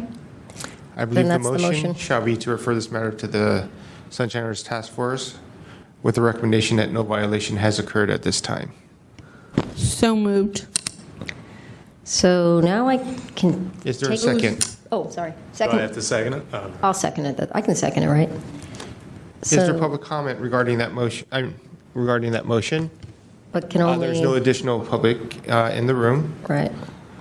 On the motion, Member Rommel. No. Rommel, no. Member Hinsey. Aye. Hinsey, aye. Chair Fisher. Aye. Fisher, aye. This motion shall be referred to the Sunshine Orders Task Force with the recommendation that no violation has occurred. Okay. Can you call That next? shall be sent to the task force on the April 1st. April 1st. Okay. Can you? Thank you. Can you call the next item? Next on the agenda, file number 15014, complete file by Antropo against Howard Lazar and the San Francisco Arts Commission for allegedly violating administrative codes, section 67.15B and E, for failure to announce agenda changes and accept public comment prior to taking action. So this is the same meeting, right? Exactly. Okay. I'm sorry. Do we have a motion for jurisdiction? So moved. Second. Is there any comment regarding jurisdiction? There's no There's- public comment regarding jurisdiction. Just The motion pass. to find jurisdiction passes without objection. Okay. So let's hear from the complainant for 5 minutes and then the respondent. Okay. This was again a meeting of the Street Artists Committee that met on January 14th, 2015. I was there. I heard it. I audio recorded it. I listened to the audio online. I found the minutes that posted online to be confusing, but that's completely normal because the street artist assistant who writes those minutes has no sunshine training. She doesn't post draft minutes, and they're full of mistakes, so I didn't really give the written minutes too much weight. And the way I look at it and thought about it was a lot of the way you understood it to be, that the first item, the director's report, was kind of merged into the following item regarding spaces downtown. It was confusing even to sit there, and my issue was that on the second agenda item, there should have been public comment, that it was just tabled. Sometime, we've heard it so many times, tabled to the call of the chair, tabled, and so now it was just tabled. So 67.15E, I feel applies in this situation to facilitate public input. At this particular meeting, the chair did not ask for public comment in item number 2. So I'm alleging that there was a violation there. I can't really speak to all the issues the Clarks brought up. I found them to be irrelevant to the complaint, but it did strike me as odd. There was a street arts meeting just last week where I actually interrupted Commissioner Scalar and I said, point of order, public comment, hoping that she wouldn't make the same mistake again, which she didn't. So I'm alleging there was a violation of 67.15E, is it? She should have taken public comment before tabling the item. That's it.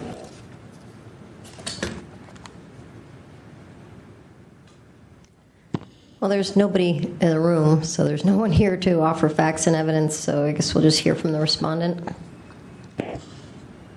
Kate Patterson Murphy, Director of Communications, San Francisco Arts Commission.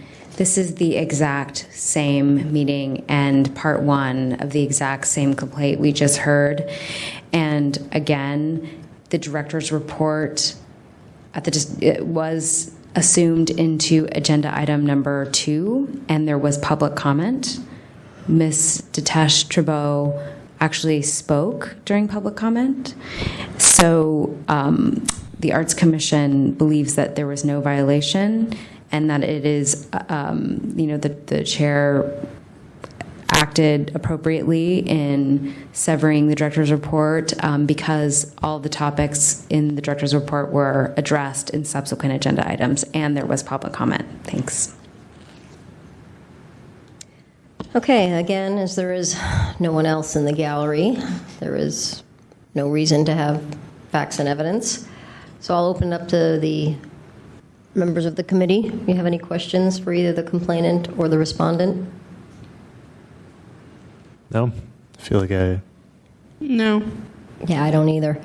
So then come on back. Ms. Patterson Murphy, you have 3 minutes for rebuttal, and then the complainant will have 3 minutes.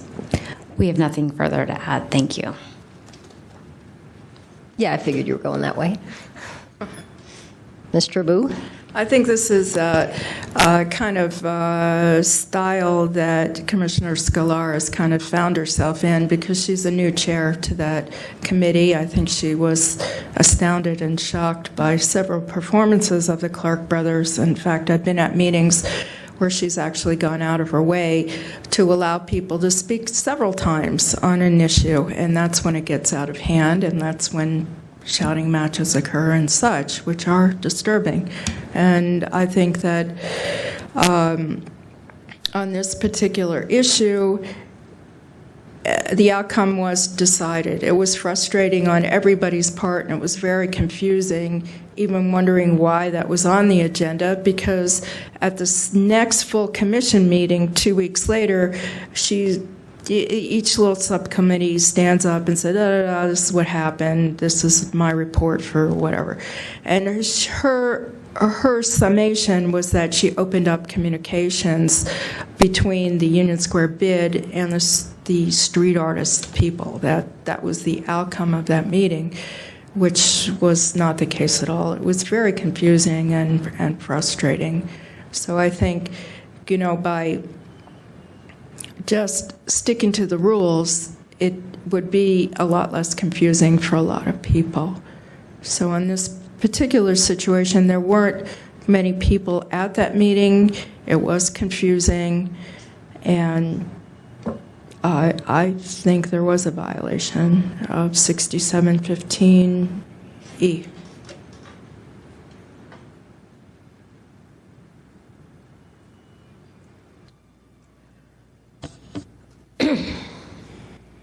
Okay, so I'm going to ask ask my committee members if there's a motion to find any violation.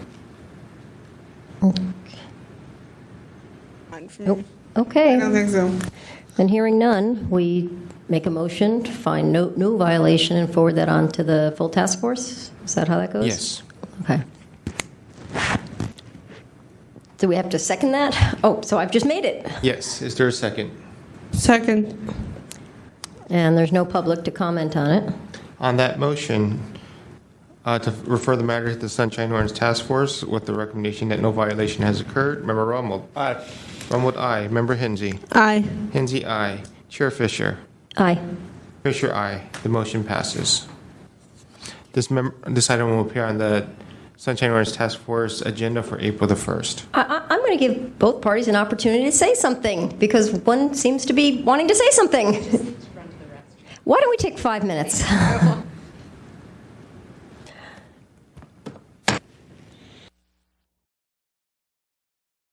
And we're back.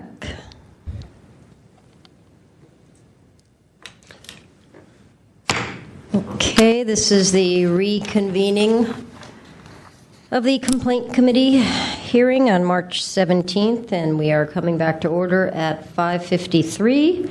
Mr. Clerk, can you call what will be our next and last case? Item number 7, file number 15017, complaint filed by Anne Trabeau against Rebecca Carell and the San Francisco Arts Commission for allegedly violating Administrative Code Section 67.25 for failure to respond to an immediate disclosure request in a timely and/or complete manner.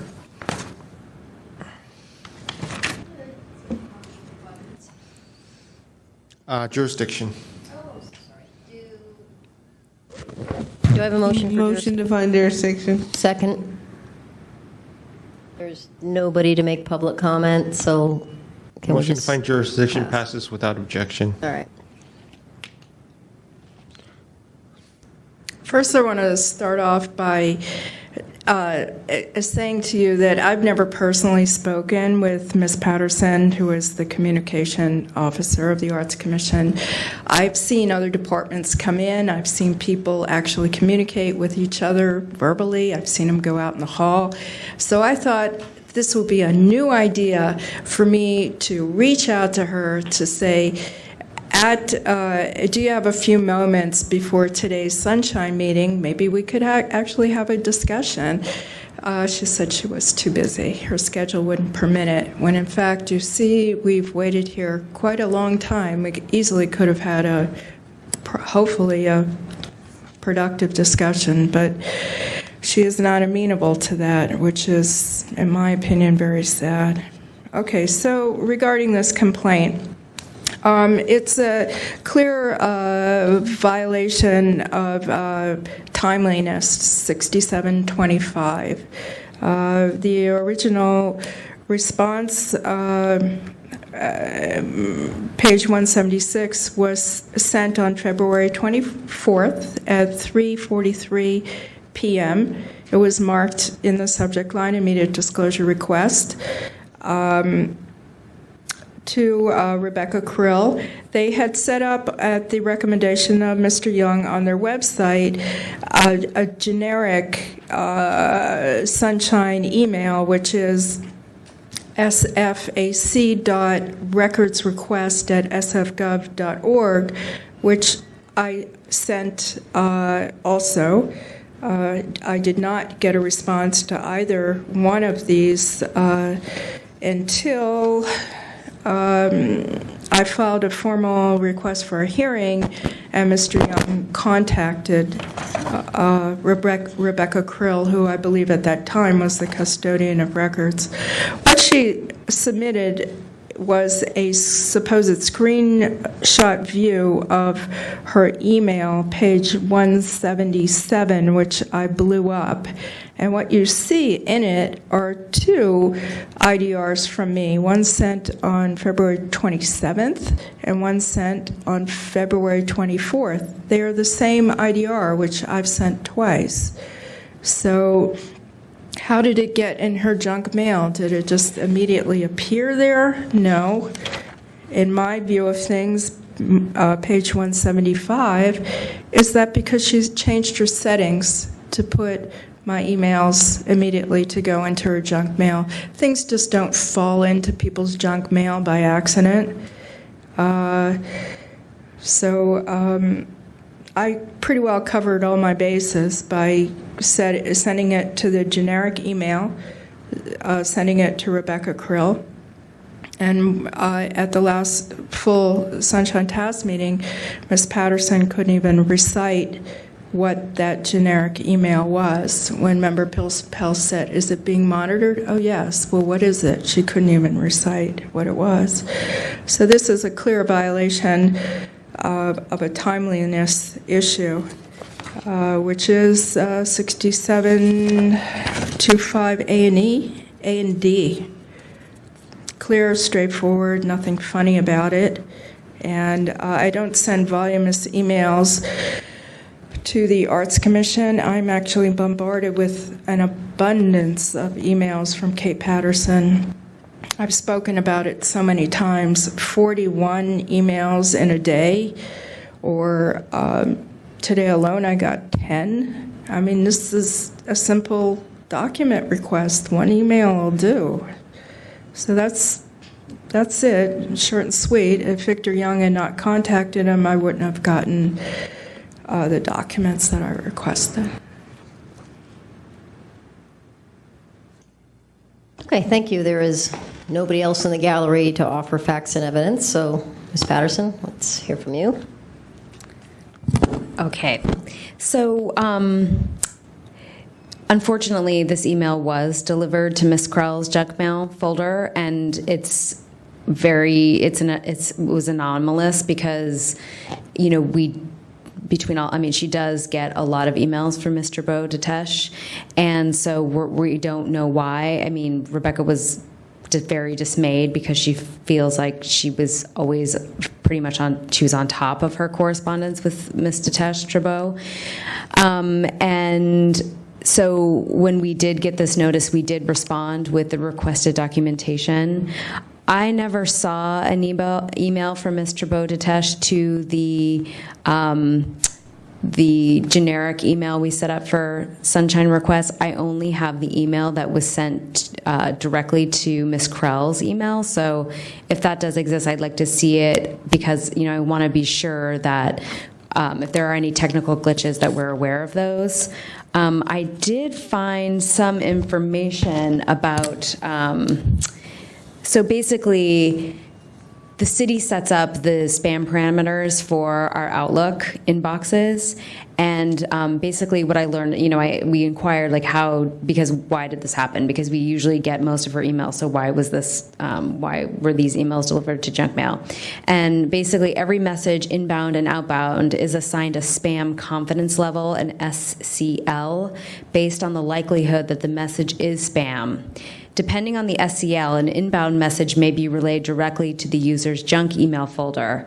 All content filtered messages are relayed to the user's junk email folder by default. On outbound messages, if the SCL indicates that a message is spam, it is either routed through the high-risk delivery pool or it is bounced and not delivered.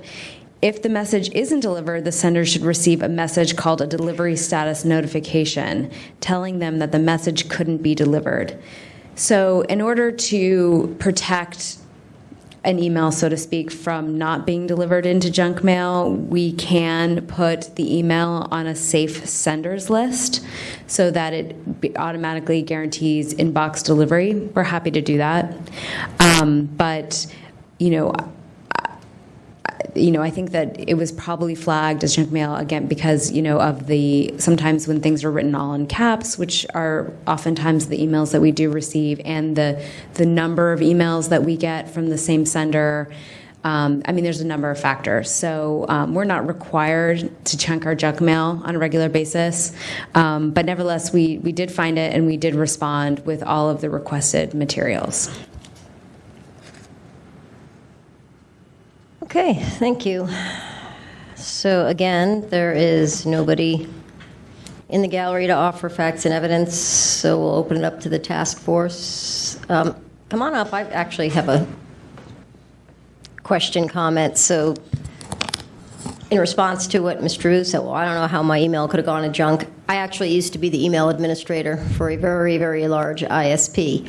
So I know exactly how things, to the bit and byte, how things end up in junk mail. And it's generally like an SPF, like a sender preferred framework or something.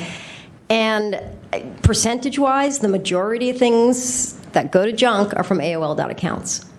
AOL.com accounts. So there's your problem right there.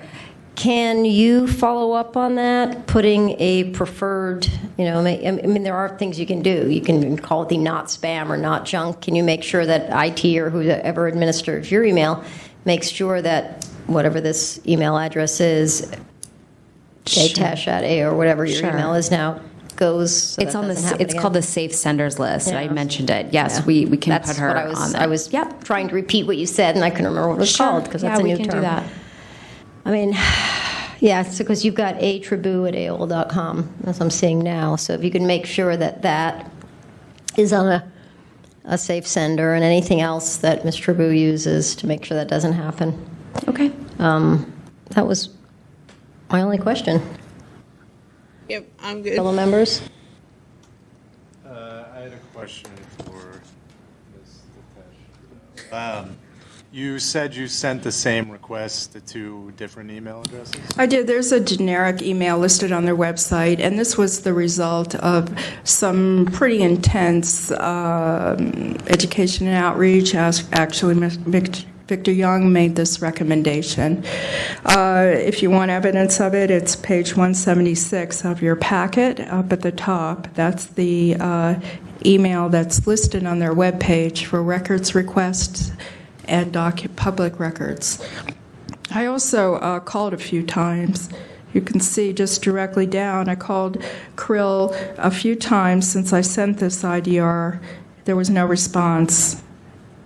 I do that routinely. It's not like I'm bombarding them with IDRs. In fact, I shy away from that. I actually call Victor and I say, is there any other way that I can get a response without filing an IDR? There is none. You get a circular paper trail of Kate Patterson. I've left my phone number.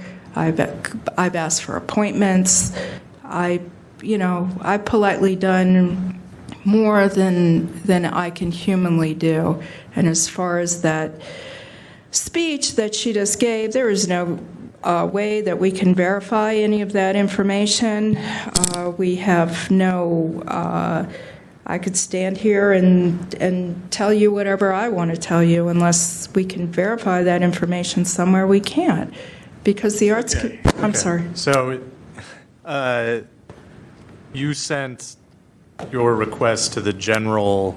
I sent it 2 Commission ways. After 3 days after, and after you had contacted Victor and CC'd Rebecca Krell. I think the timeline went, I sent the first IDR actually on Friday, February 27th. I resent it on the 24th, which mysteriously appears in this person's junk mail. Then there was the generic one I sent on the 27th with a couple phone calls interspersed in between. Okay, great, thank you.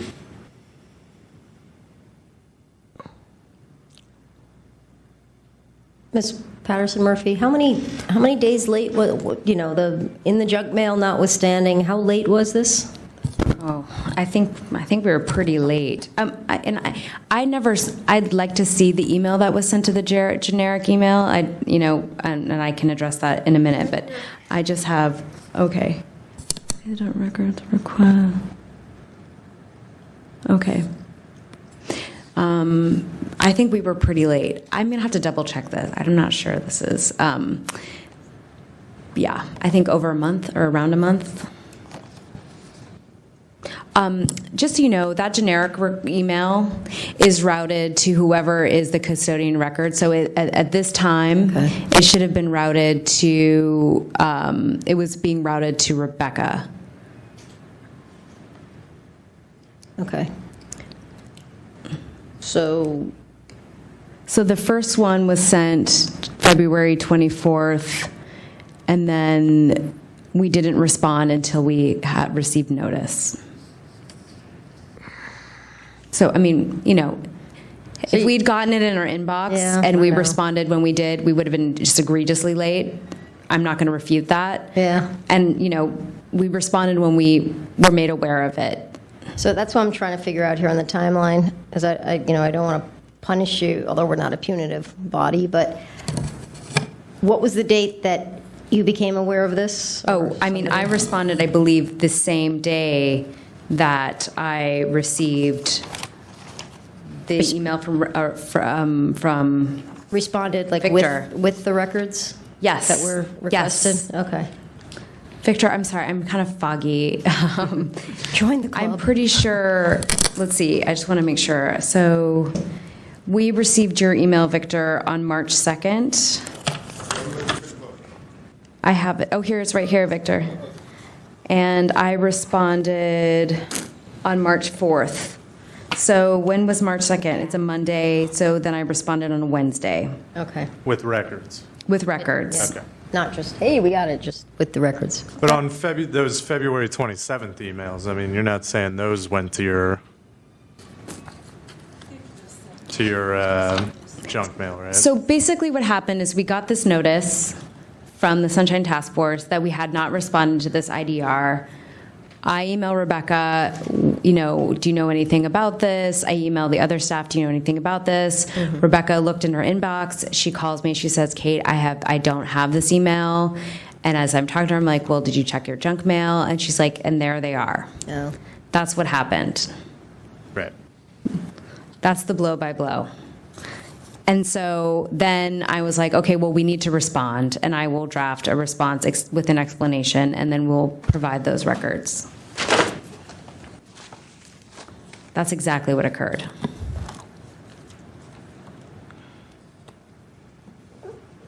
Okay. Okay.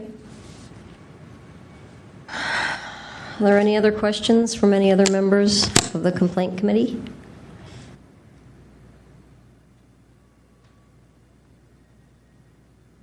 No, I'm good. You're good.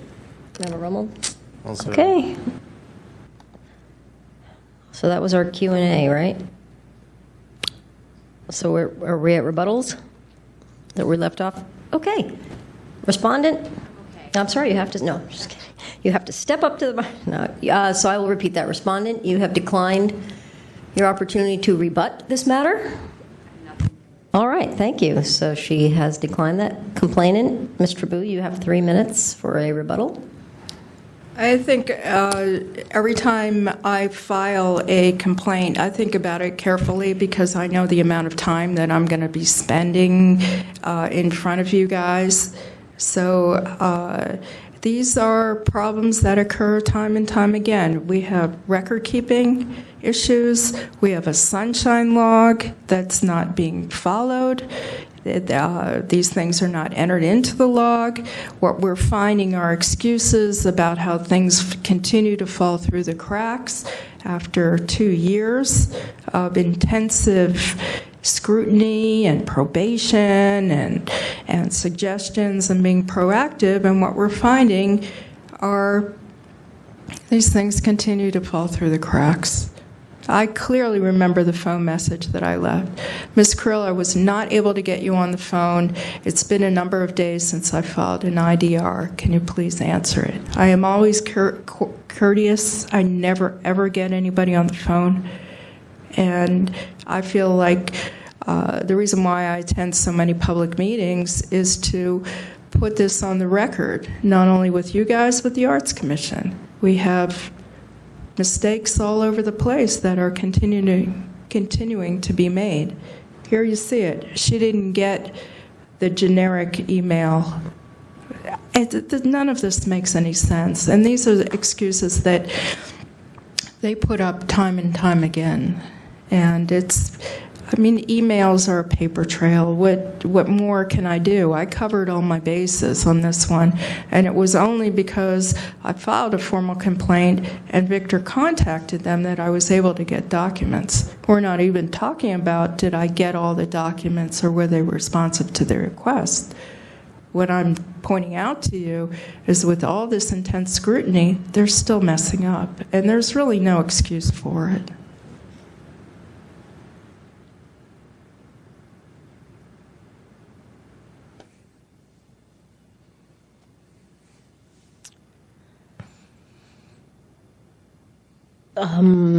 Okay. So now I'll open it up to the task force to ask if there is a motion to find a violation.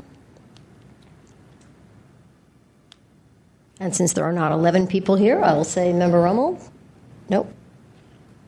I don't know. What did we do in that case? We have to keep this on the record, yeah. What did we do in that case where the request went to the fax machine that they said they didn't monitor? Did we find a violation there? You did find a violation, but recommended that it did not need to be referred to committee. That's right. I mean, it strikes me as a very similar circumstance. Yeah. So I don't know why we would find a violation there and not here.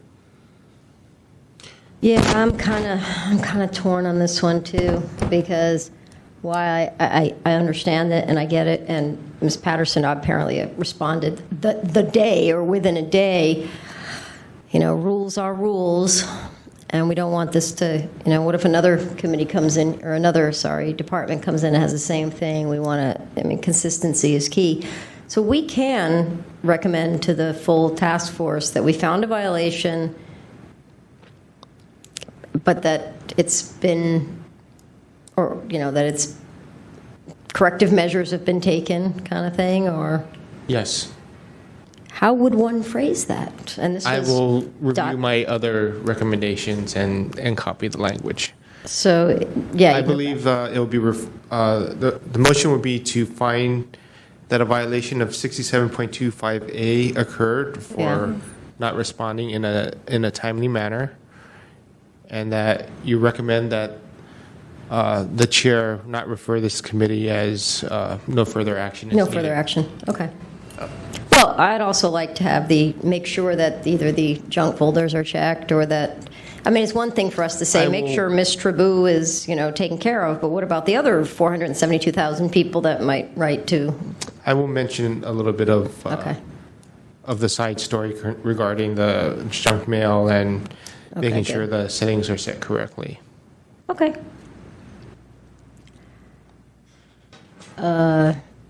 So that motion is out there. I need a... No one made the motion. I made the motion. I make a motion that we go with the motion that Mr. Clerk has made. Second. And there's no public comment on that, so... On that motion, Member Rumble. Aye. Rumble, aye. Member Hensy. Aye. Hensy, aye. Chair Fisher. Aye. Fisher, aye. That motion passes and will be reviewed by the Sunshine Ordinance Task Force on April the 1st. Okay. Next on the agenda, item number 8, public comment. Members of the public may address the complaint committee on matters that are within the committee's jurisdiction but not on today's agenda. So what's the rule here? 3 minutes. But anybody. So Ms. Trabou Public can comment, say as long as it's not something on today's agenda. All right, so this is pure public comment. I want to commend Commissioner Scalar. I know this is way outside the scope of what you people do here, but I went down to Justin Herman Plaza. You get up at 5:30, you go through this lottery, yada, yada. Mm-hmm. So I go at the top of the BART on Sunday. I had not been down there for 2 years because I took that market manager to court twice for harassing me and on.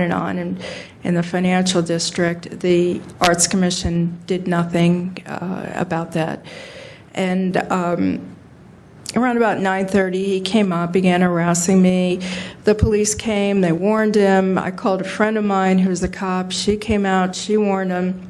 He came up 3 times harassing me, which is quite a distance from the plaza to the top of the BART. It's about a half a city block. So clearly, he's not taking the advice of 2 Superior Court judges and the Arts Commission doing nothing. I actually called up Commissioner Scalar. She came down. I have never seen that before. She came down to talk to him. And she asked me, why isn't the Arts Commission more responsive? I had no answer for her. Unfortunately, what she sees are the Clark brothers who provoke confrontations with her. That would be a 77-year-old woman who volunteers her time. The inability of the street artist director to field responses. There's no mechanism for filing complaints.